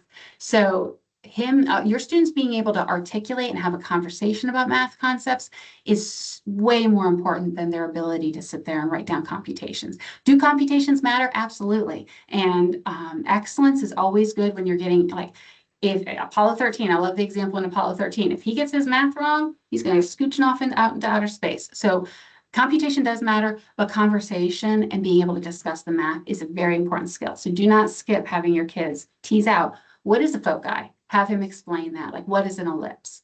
That is time well spent. Okay, so moving on. And then do you see anything extra that wasn't mentioned? That is a safe way to get somebody, especially as a more self-conscious student, to say, I don't know what I'm looking at. And you can say, do you see anything that nobody's mentioned yet that maybe it would be interesting to find out more about? And then they could say, yeah, so I don't understand why in some of the boxes, there's 3 numbers on one side and only 2 on the other or something like that. Or they might say, I don't understand why this one thing here, it's an open circle instead of a closed circle. I haven't seen that before. Or like if you say, do you see anything nobody's mentioned? Oh yeah, I noticed this. And say, oh, that is interesting. Don't push them down and be like, well, do you know what that means? Let me tell you what that means.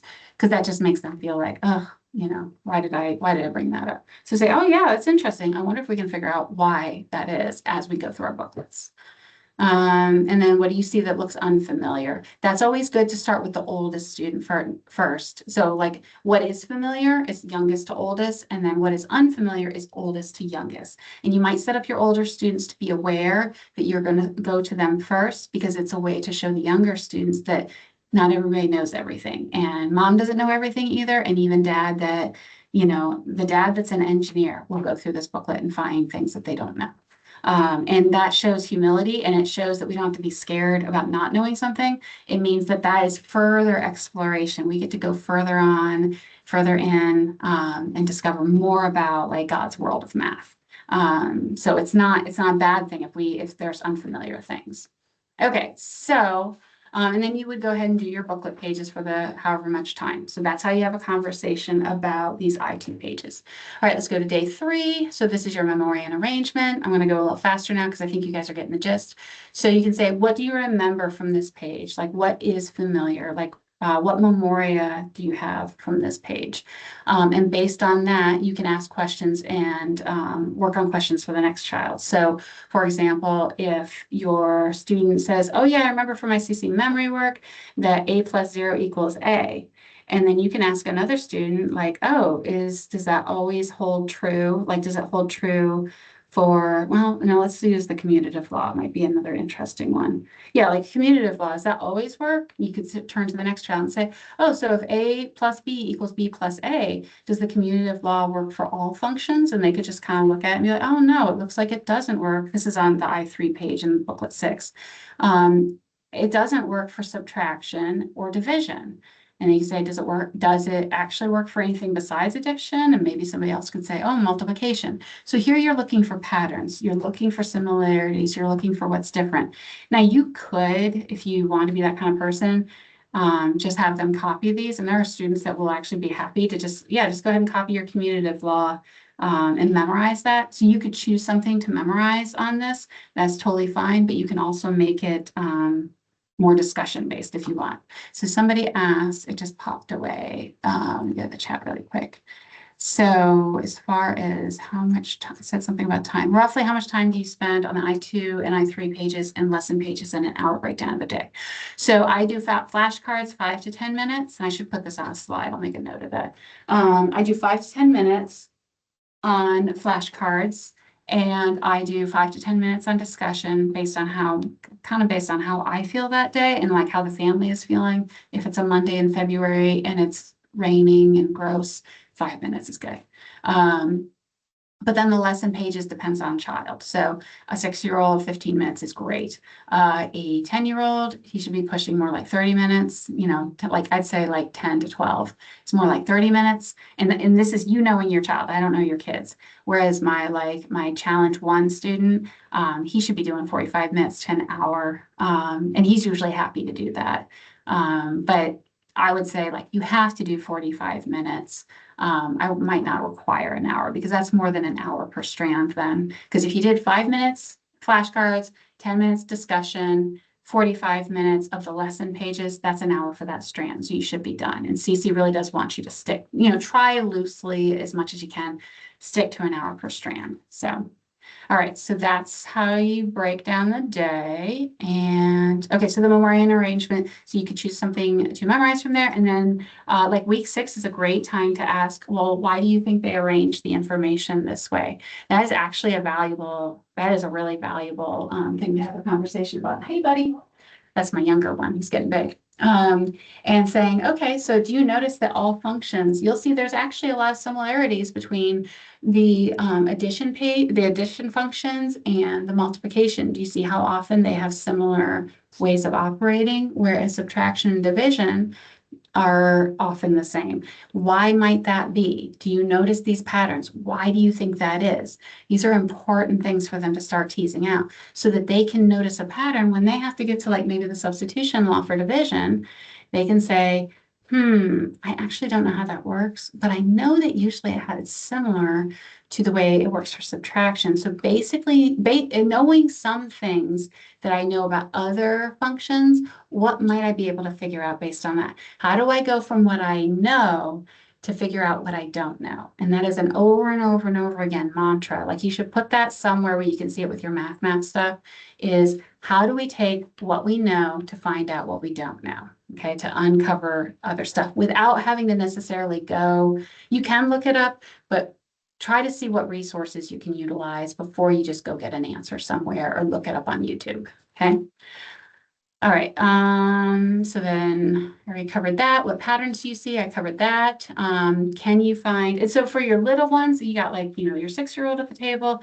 Can you show your brother how there's an equal symbol and an inequality symbol? Can you show the difference between the two? So the younger students have the older students show and talk about with the other students. So I usually sit next to my most challenging student.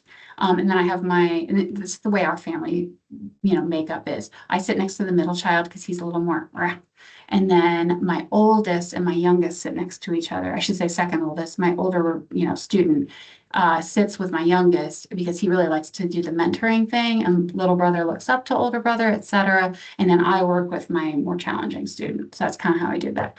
So, and because my older student, he's starting to work on his dialectic and his wisdom. And so he needs the opportunities to show what he knows. It helps him build confidence. It helps him with his verbal skills. It helps him in a lot of things. It's not wasted time for him to sit there and articulate to his younger brother what an inequality is. That's not wasted time. Okay, so, and then I have this on day 3, but this is actually day 4. Uh, So I think I already did this.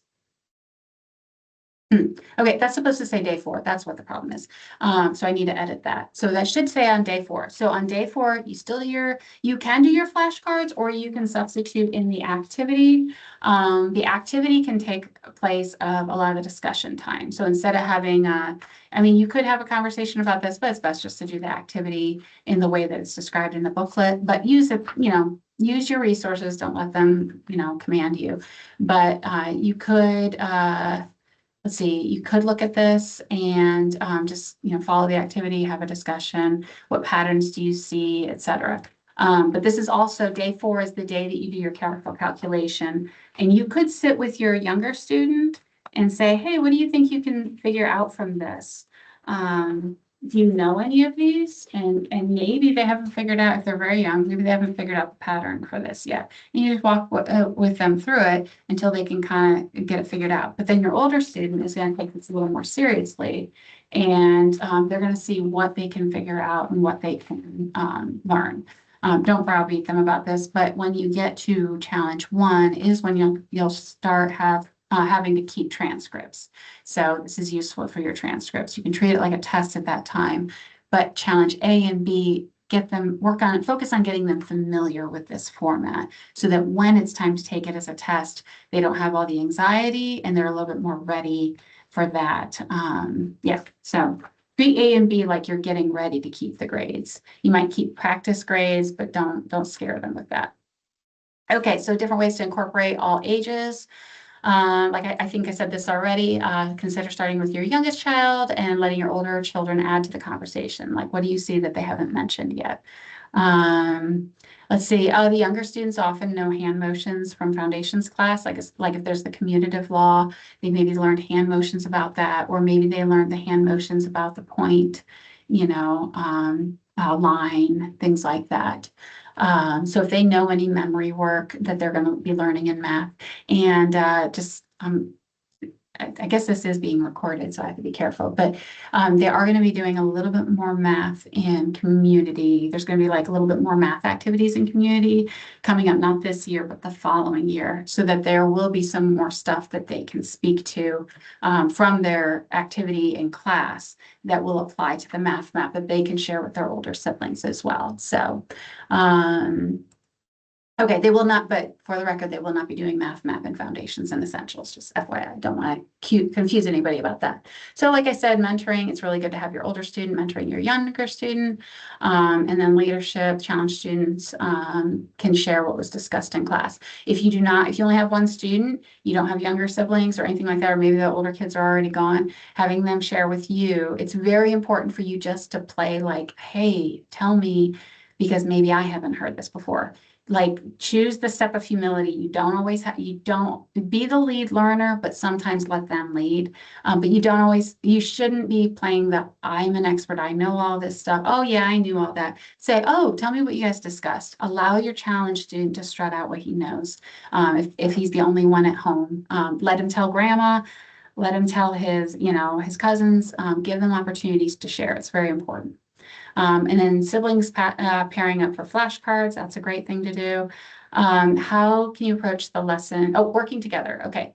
So when my older student started working with my 6-year-old, my 6-year-old wasn't reading yet. So they often sat next to each other, and big brother and little brother would have their books open to the same page.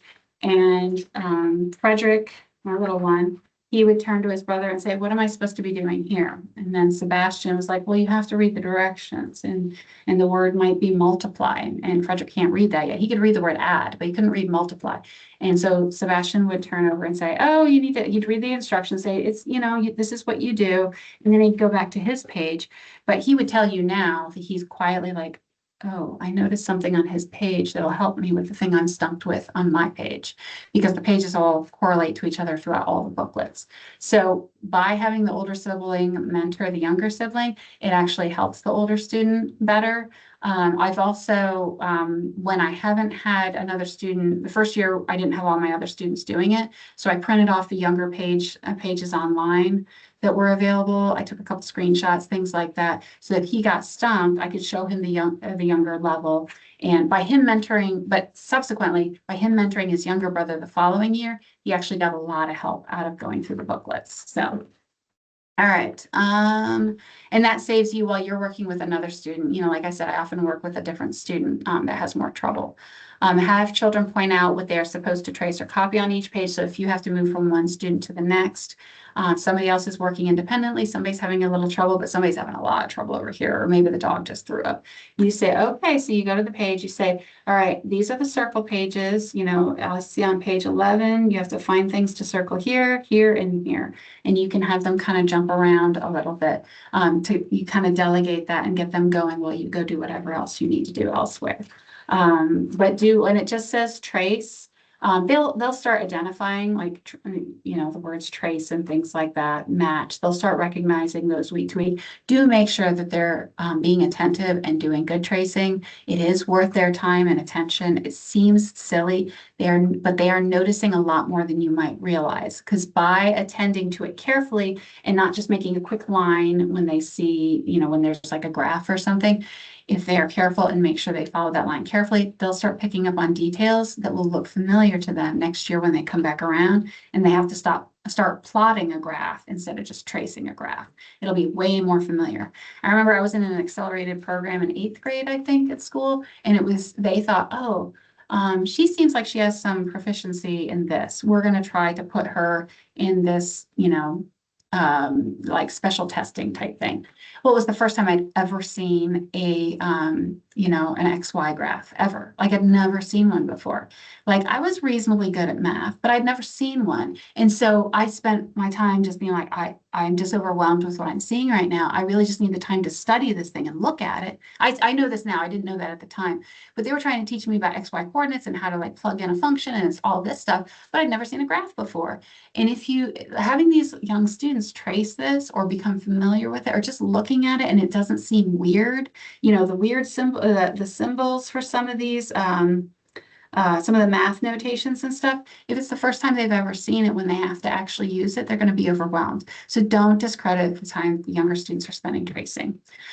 Okay, enough preaching. Let's see. Yeah, so have them say it out loud as they're working with it. And I think I've covered most of this. All right, so using flashcards, you use 1 to 2. There's different ways you could do this.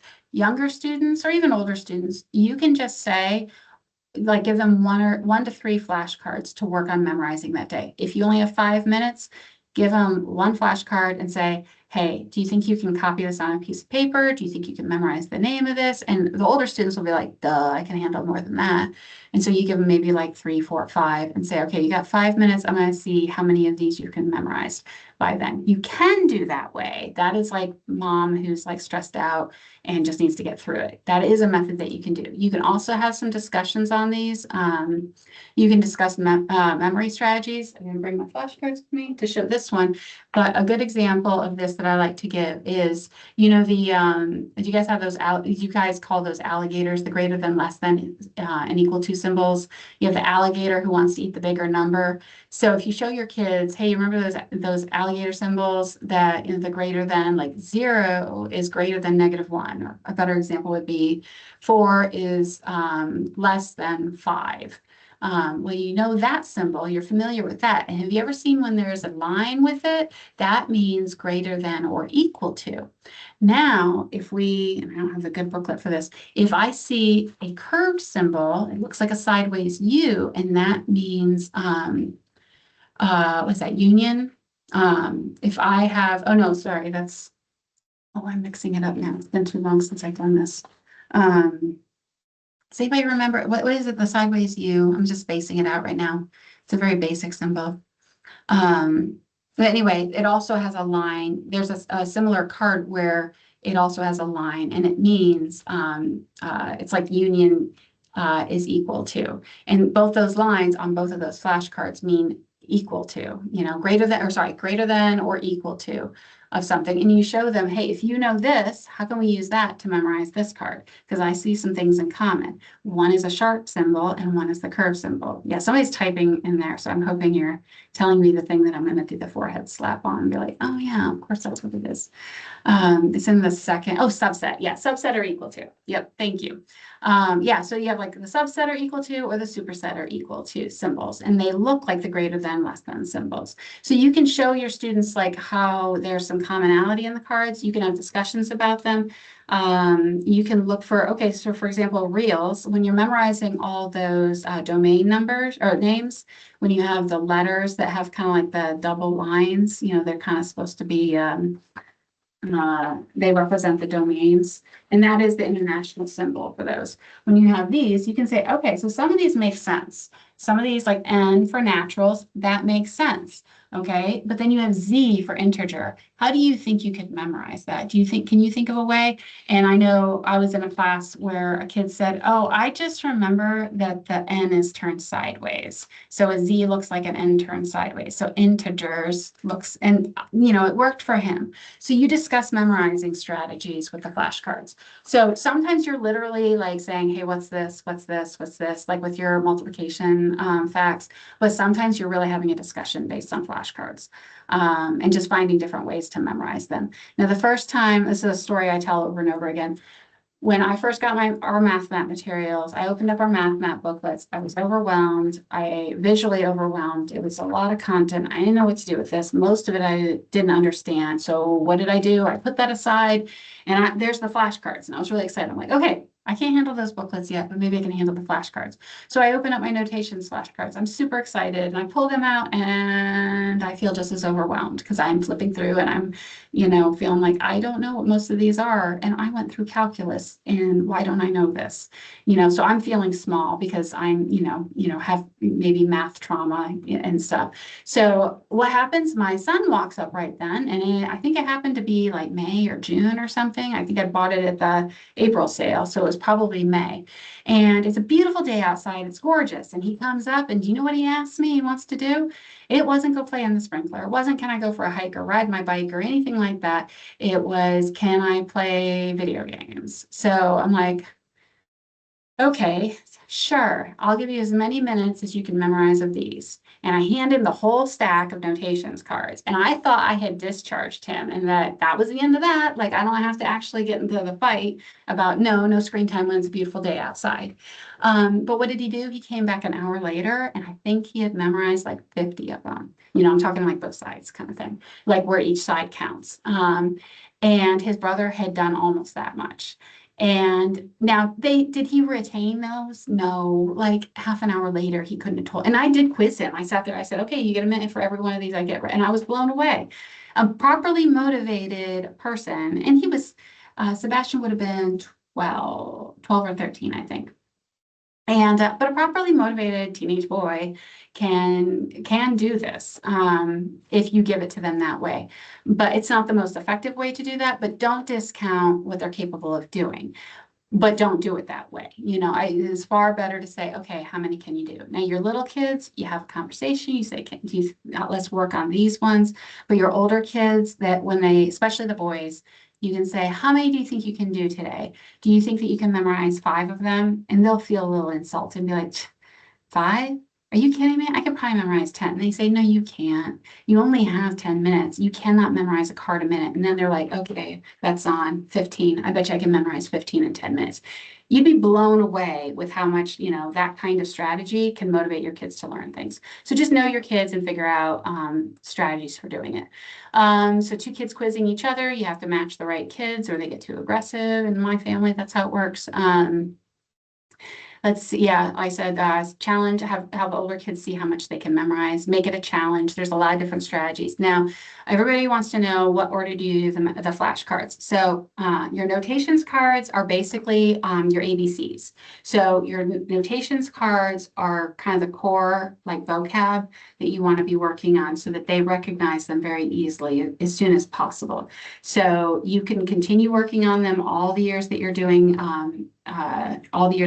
math map to make sure that those symbols are very, very familiar and comfortable with them. So when they go to college, they're not struggling. When they see some, I know for me, when I hit calculus, it's the first time I've seen a bunch of things. And then I'm struggling with what is the grammar while I'm supposed to be applying this stuff and working word problems. But if they already have all these symbols memorized as young as like 10, or even younger, then they have a leg up. But then on top of that, you're going to want to add a computation card. So let's say your 10-year-old, he doesn't know all his, maybe he doesn't know all his timetables yet. He's pretty stinking good. He got Memory Master, but a lot of those, when it comes down to it and it's not Memory Master quizzing season anymore, he forgets like 15 times 13 or something like that. So you work on your multiplication cards or move on, maybe working on the fractions cards would actually help reinforce some of that so it would come a little more fluidly to him. Don't think, though, that things like the algebra cards are only for, 8th graders, because that's when, the public school starts teaching algebra to some of their students. The algebra cards, you can actually pull out quite a few of those and have your younger students work on them. And there's some really good content in there that I was like, oh, like there's some cards about the divisibility rules, which is in some of the charts too, but like, how do you know if a number is divisible by 6? There's a flashcard that has them memorize that. Like what are the ways that you can tell something is divisible by 9? So there's some really neat stuff in there. So if you know somebody who has some of the other flashcards, or if, next year at practicum, or if I'm around, you guys can always come to my house and I can show you flashcards and let you look through the different types. But don't think that you just have to stick to the computation ones that are immediately adjacent to your student's learning level. The logarithm cards are really interesting for noticing patterns, especially when you start getting up to the triangles and circles booklets. Also the trigonometry one, that one's interesting because you can take those trig cards and actually lay them out in a circle on the floor, following the pattern of what's in the booklets. And that's a really good way to help them cement and memorize what the pattern is for those circles, for the triangles and circles, for the cosines, tangents, all that. And they can do that at a fairly young age. Yeah, thank you, Della. I'm kind of mostly through except for doing practice work. So, all right, so that's the flashcards. Does anybody have any questions about that? About flashcards? You usually get the most on flashcards.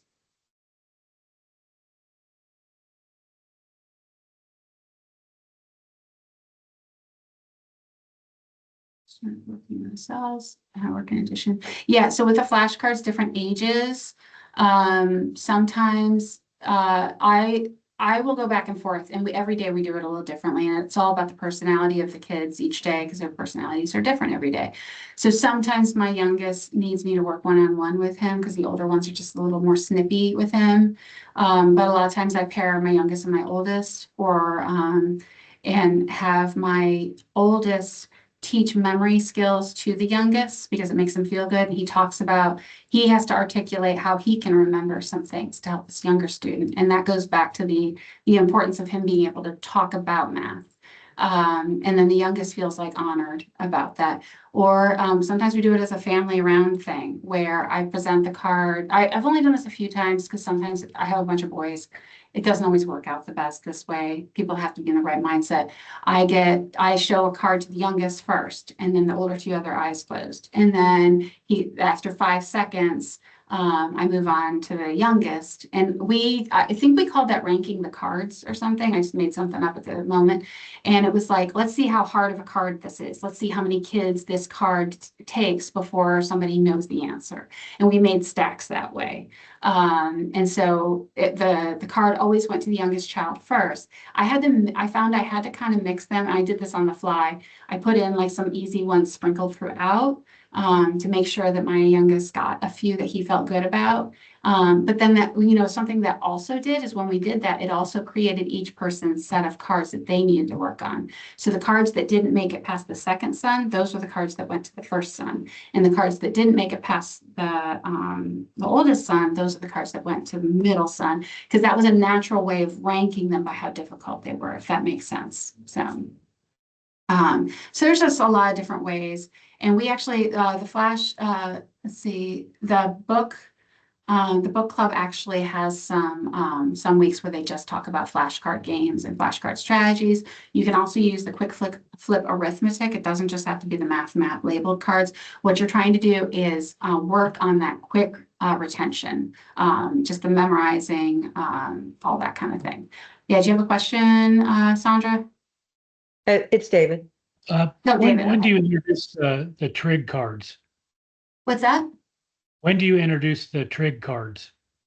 The trade We've done cards. rotations and Trigonometry. trigonometry. Oh, trig.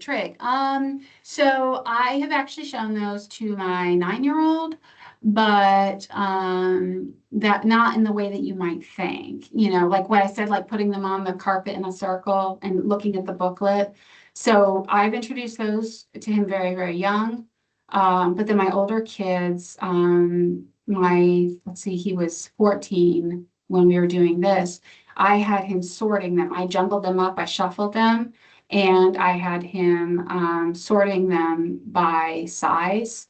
And he just noticed that it was to encourage him to notice the pattern. And now we'll start working. And then he started working on memorizing them. So he's at the point now where he will start memorizing because he has so much familiarity with them that now he's working on memorizing them. So he's 15. So to like know like the ratio, like the square root of 4 over, I forget what it is, or that's not 4 or 5. I forget off the top of my head, but so you could do it at 15, but you could also wait. It really does depend on the individual student, but they'll be doing a version, like a little bit of trig every year, starting at age 6, and then going deeper and deeper and becoming more familiar with it all the way until they graduate. Because trig is a level that we start, the triangles and circles, that's all, and intersected shapes, transformations, that's all trig there, circles and ellipses. And they'll still keep seeing it as they go on through the weeks. Like even when they're on up into like harmonics, they're still seeing some of that stuff repeated. So. Okay, okay. Yep. So you just touch on different ones each day, not pulling out 10, working on just those. So I do in different ways. I never just go, I would not, if you want to go on retention, don't make it a total random set every day. So like I go through, like maybe for a month, we're playing with notations and algebra, or sometimes I say, okay, for this month, we're going to work on our computation skills. So Frederick's really going to nail down his multiplication tables. Ransom, I really want him to go in on the fractions cards. And I usually do it in blocks. I don't make it totally random because then they don't have retention. You need to see things more than once over and over again. So I know I'm saying it kind of willy-nilly, but no, you do need to repeat the same cards and follow kind of a system, or say, if they get bored of one thing, introducing something new is fine, but do it by month or at least like several times for a few weeks before you switch, if that makes sense. But I don't require, like, Frederick doesn't have all the fractions cards memorized before we pick up the trigonometry ones to kind of play with, but we treat it more like an activity then. So, okay, did I hit all these questions? Okay, I'm not going to do the demonstration. This is the breakdown day by day. I kind of showed this earlier. So flashcards, 5 to 10 minutes, cover conversation on day 1, cover conversation, reviewing the page, and previewing. Those next 3 are all within 5 to 10 minutes. Whoops, didn't do what I thought. And then attempting 1 to 4 pages with those questions. That goes, that should be, you know, under 45 minutes generally. Day 2, flashcards, discuss the I2 page. So think of I2 page, day 2, I1 page, day 1, etc. And then attempt pages 5 through 8 if you're doing that system, etc. Day 3. And I have little timers on the side here to remind you, make it about the time, not the number of pages. And if you ever see tears, you did it too long. That was a good rule, a rule that somebody gave me a long time ago when my daughter was still little. If you see tears, it's, you know, nobody's learning anything when they're set and when they're frustrated. Okay, so we were going to do practice time, but I think that's just, it's getting long, and it's doing 3 hours in person is very different than 3 hours online. So I'm going to talk a little bit about organizing materials. And then I think we're not going to do the in-person practice if you guys don't mind. I do have breakout rooms that I can put you guys in different rooms, but just this format, I think it's going to be kind of challenging, and it does end up being very long. Okay, so when you organize your materials, one of the, you guys already saw that I pull out the center pages and I make little prong folders. You can, if you don't put them in page protectors, you can get them all in one good, you know, one of the larger prong folder booklets, and that works very well. Oh, the resource page. I need to make sure, where did that go? Oh, I'm gonna have to do this verbally. I'm missing a slide and I don't know where it went. That's important. Okay, I'll go back to that in a minute. Okay, so so when you're setting out materials in math during your math map time, you'll have, you know, you could have your prong folders with the charts page and then your separate solutions guide. So like my solution guide pages for integers is pink. Like I just bought a pink one of these. And then same thing for this, you know, I think I got a gold colored one or a mustard colored one or something like that. And they all just lay at the center of the table. And then everybody's got their individual booklets there. In the beginning, I put them all in a binder because they do have the binding clips. I found that was a hot mess to do. The booklets are falling everywhere. It just made a mess. So instead, what I do is a vertical file inside a bookcase, and then you can pull them out quickly on the, when you're scrambling out the door. Doing the binder, it's too big to carry to class. Pulling them, opening it, closing it, they get ripped. They end up being a hot mess. The other thing that I wish I had to show you is this. Now, this was very important. When I was starting off new with my student, anytime, like I said, challenge A, we went about tabbing the pages. We got those little like page flags. I don't have those here either. Yeah, like these little page flags. And we marked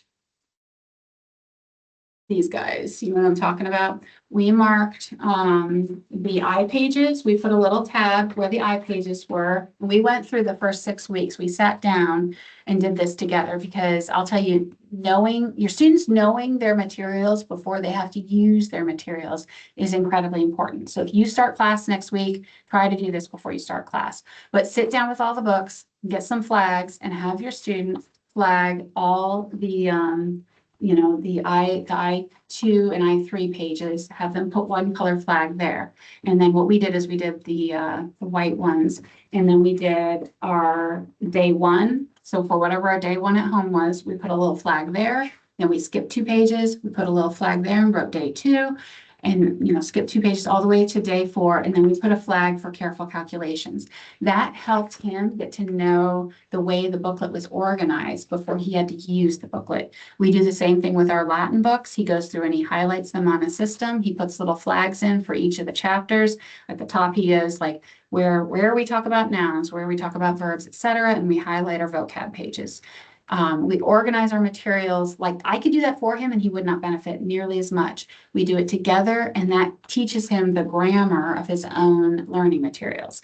It also helps him not be so intimidated when he starts it off at the beginning of the year and it's the first time he's seen this stuff. He's sitting in class, wigging out. He's already weaved through these, had a chance to calm down, settle down before actually using them.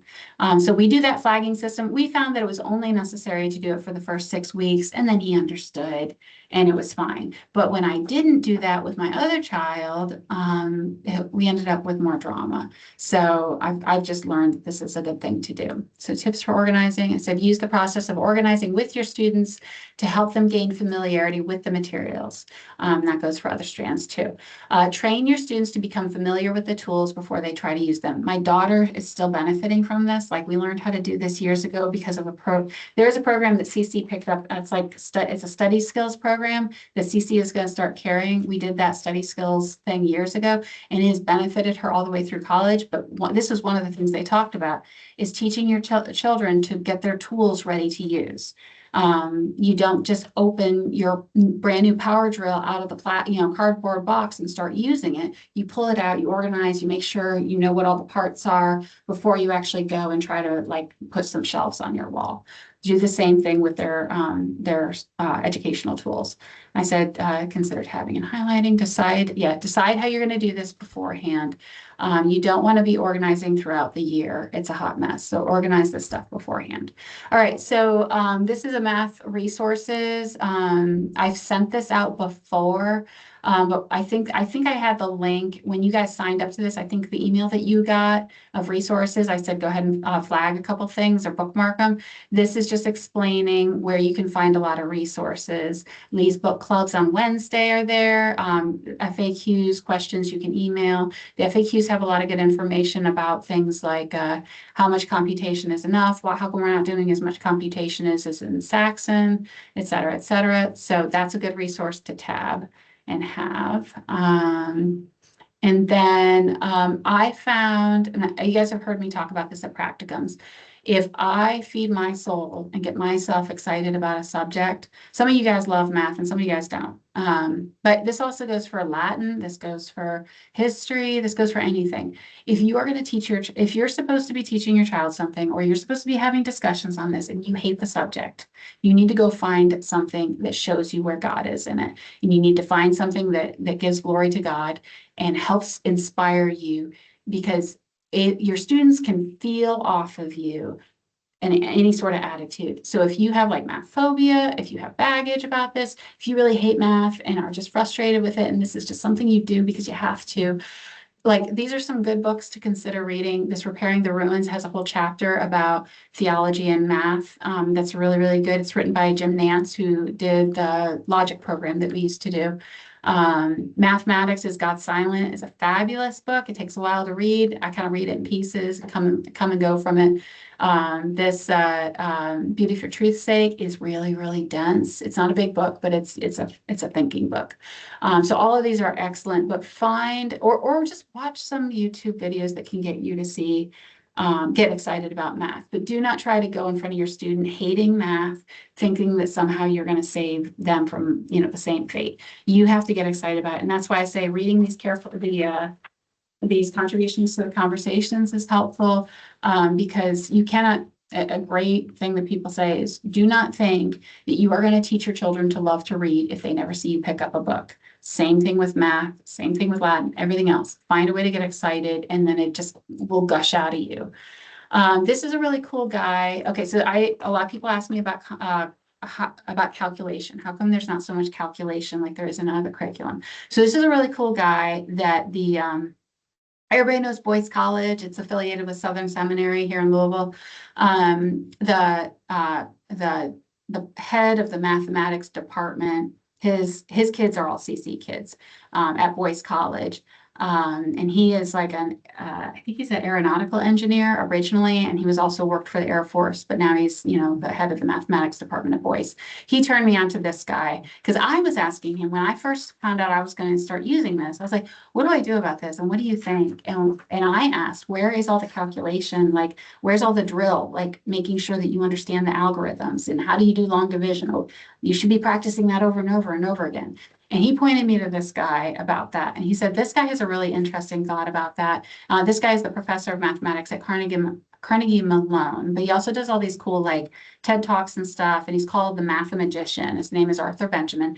And he has a talk. I couldn't find it to give the link to, but I watched it anyway. And he says the interesting thing about the way we teach post-World War II mathematics is based on when we were trying to win the space race in the Cold War and all that. And he says we've totally flipped the way we teach mathematics. And the way we teach mathematics now in like Saxon and all these other books is they focus on calculation, like 80% calculation. And then they do a little bit of application, and that's in the form of word problems, so that hopefully some of the kids could actually notice like what the point was.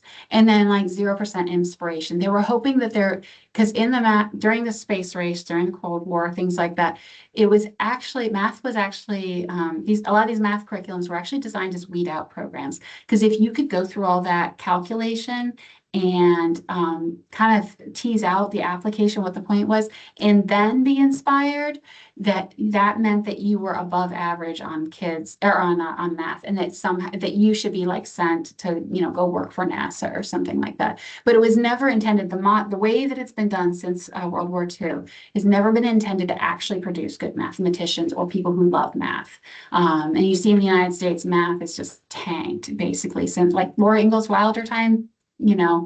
This is not the way the kids did it. Yes, they did like the memorizing, like what we do with the flashcards, but they didn't, they were very interested in the inspiration behind it. And I can see that in these antique, I have like a collection of antique math books. And they're like this big, and they're college books. Or if you look at Euclid's books, I got some of those too that my daughter brought me. And they're not long lists of computations. They're actually explorations. They're saying, if you did this, what would happen if this? And there is no answer key at the back. It is much more, can we inspire you to wonder? So this Arthur Benjamin guy, he talks far longer than I do about that.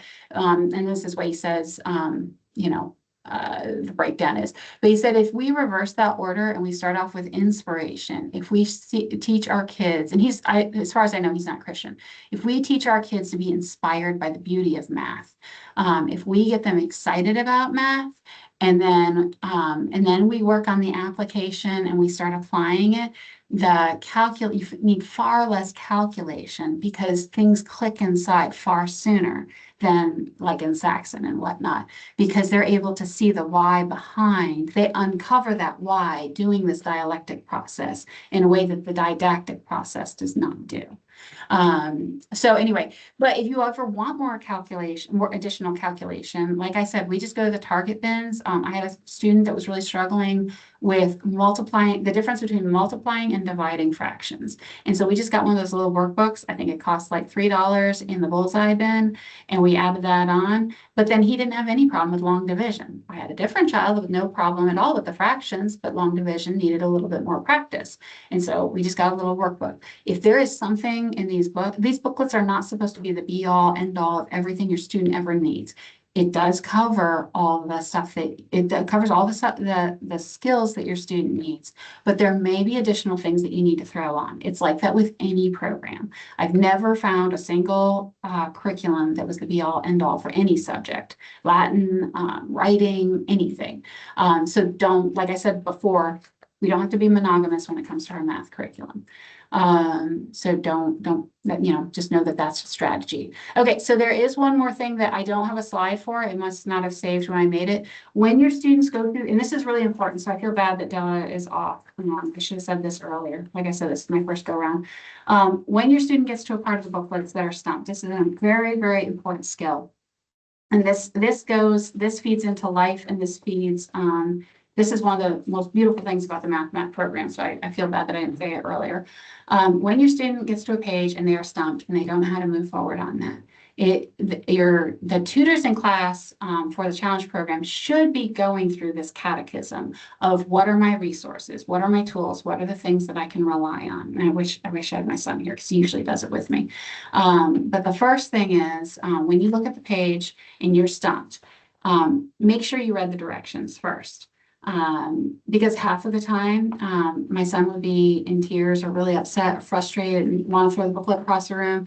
And I'd say, "Did you read the directions?" And it would say, "Copy." He was just supposed to copy it. And that's because later on he was going to use it. And so, but he wasn't expected to understand that just yet. It was to build familiarity for something that would be covered weeks down the road. So, your first resource is make sure you actually understood what the problem was or what was being required of you. Step two, the next resource is look somewhere else on the page. A lot of times the answers are actually hidden somewhere else on the page. And that is to teach you the skill of like observing, the observation, the attending, which is one of those grammar stage skills, the attending. Make sure they're looking elsewhere on that page for more stuff. We already talked about looking in other pages in there, like, going to page 1 if you're stuck on page 5. So that is another resource. Other pages in the booklet, okay? Another resource is your siblings' booklets or some of the online booklets. If you want to look at the same page in a different domain and see if you can figure it out, if you looked at a simpler set of numbers. Like, I'm really struggling with matrices when I'm working with the imaginary numbers. If I looked at it in the fractions booklet or even just in the reals booklet, would it make more sense to me at that level when it's simplified? Look at a simpler version and then work your way back up. So that's another strategy. Let's see, the next one is, and then looking at your I pages, that's an obvious resource. When you're stumped, hunt on the I pages for what you can find. And then the second to last thing is going into the charts. Going into the charts overwhelms younger kids, but I found that my older kids, once they get used to it, they treat it almost like a seek and find. In fact, we used to put these in page protectors, and now we don't. We keep them out because my kids like to highlight when they've found something. They find that very gratifying when they've been stumped on something and then go look in their charts and they're able to correlate, or sometimes they write notes. So if you look through and you're like, "Oh, we can't find that," this is just a thought. Like, if you can't find that, page 5, you can't find that on chart 1, but you find it on chart 2, point that out and make a note in it, because when you hit a stumbling block, that's actually some of the best memory. Like, my mistakes are the things I remember most. Like, unfortunately, the lessons God has taught me most effectively usually involve something tripping me up or something confusing or something that didn't seem to make sense at the time, or a frustration, because when something doesn't run smoothly, you'll remember it far better than when it does. So go ahead and have them make a note of it in the book. Have them play with their books, their charts, make it a journal of learning. Okay, so your charts are the second to the last resource, well, kind of. And then the third step is, and this is another time that the timer comes in handy. When your student gets really, really stumped, set a 5-minute timer or less, or an egg timer, or one of those little sand timers. And when the time runs out, they have to go to the solutions guide. And then they just go there, they get the answer, they work backwards, and they discover, oh, now I see. Like, how many times have you guys gone and seen when you saw the solution, you understood it? That's happened to me so many times, but then they're able to apply it on future problems. That's not cheating. Now, if it was a test, that would be cheating, but this is not a test. This is, how can I figure things out? This is a seek and find. This is, how can I learn this stuff? It's additionally, this is actually how some of the laws of planetary motion were discovered. When they saw, I'm trying to remember there's a way I like to say this that makes it kind of click better. But when they went, they teased out how they thought the planets orbited and what some of the laws of planetary motion were. And then they thought they had it right. They pointed a telescope at that location, and there they found Neptune. And, or they calculated where it should be, and they found Neptune. Okay, they thought they looked at the solution basically to find out whether their math was right. And there's other good examples of that in throughout math history, and they talk about it some in that Mathematics Is Got Silent book, of where finding, like, knowing the end game helps you figure out the process. Okay, you don't always have to go through the normal way and then check the answer after you've got it. So make sure your students use the solution guide. And then the last thing is that they can go into the Math Map Companion. Just don't make that your go-to all the time. Do not feel like you have to have all the answers the first time through these booklets. Don't feel like you have to have every page done. This is a process. Don't beat your kids over the head with getting the lessons done just perfectly, okay? This isn't Apollo 13. They won't scooter off into space just yet. There's time down the road for that. Right now, we're trying to teach them the wonder. So, are there any other questions? Let's see, touch on different ones. I already have that. So Jocelyn had to go, and I'm going to see Jocelyn in 3 weeks. I'm doing an in-person one at her community down the road. So any more questions? I think that's it.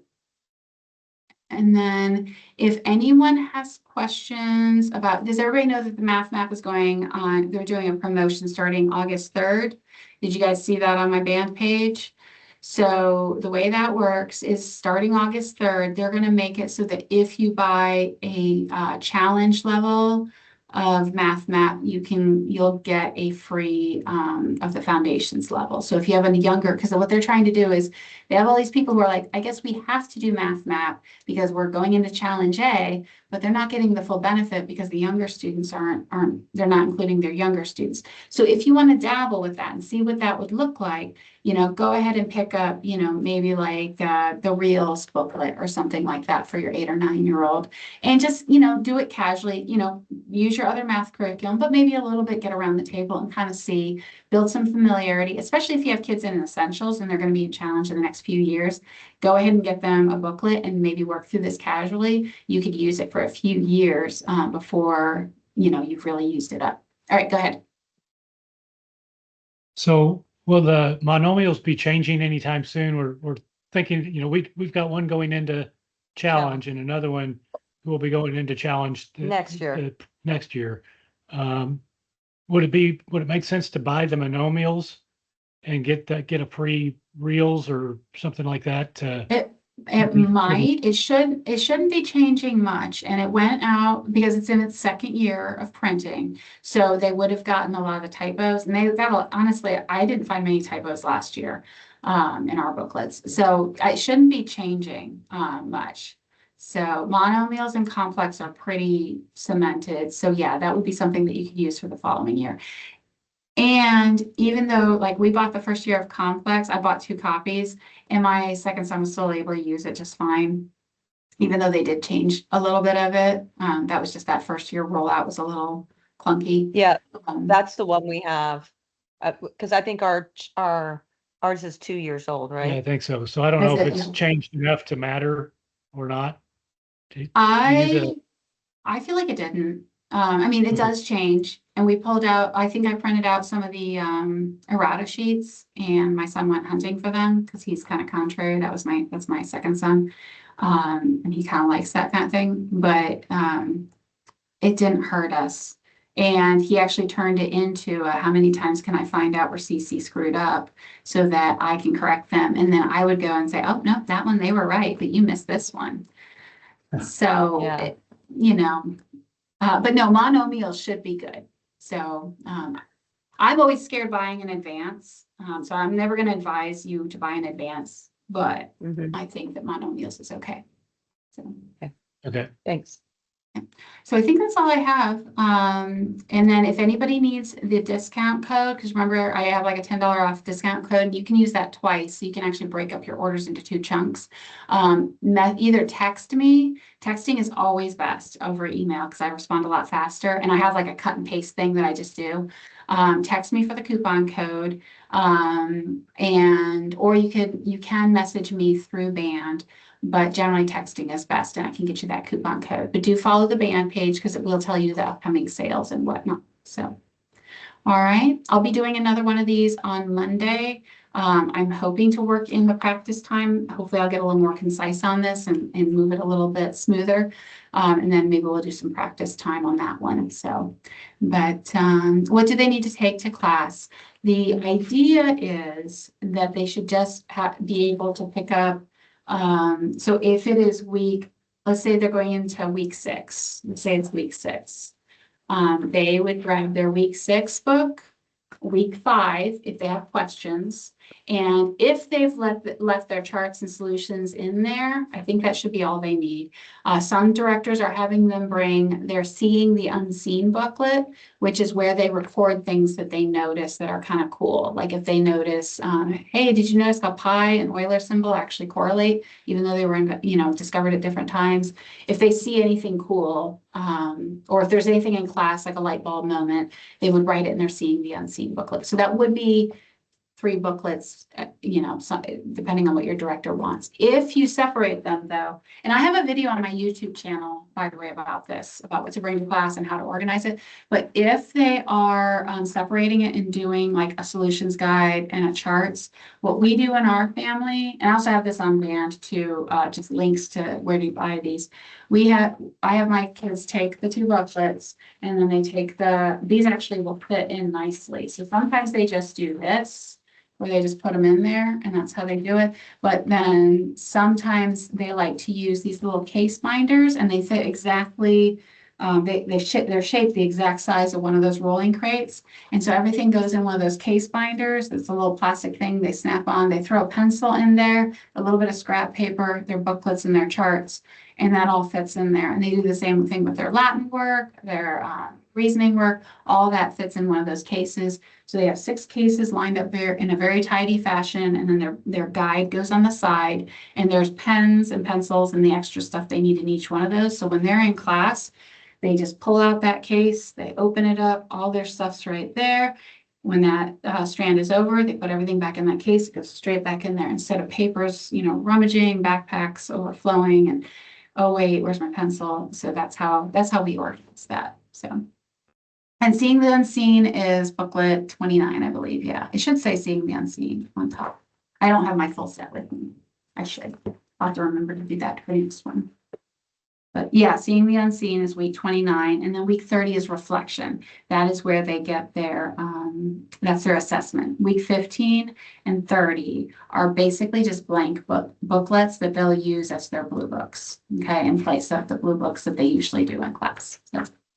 All right, I think that's all the questions. If anybody else has anything that comes up later, you can email me. I am slow to get back on email, or you can always shoot me a text and say, I emailed you, and I'll get back a lot faster that way. So, all right, so if nobody else has anything, I'm going to go ahead and sign off. Thank you so very much. We went about 2.5 hours, so I'm going to try to shoot for 2 hours next time, unless we actually do the practice, and then 2.5 hours should be okay if we do practice. So. All right, so you guys have a good night, and please reach out if you have anything else that you need. So, all right, night.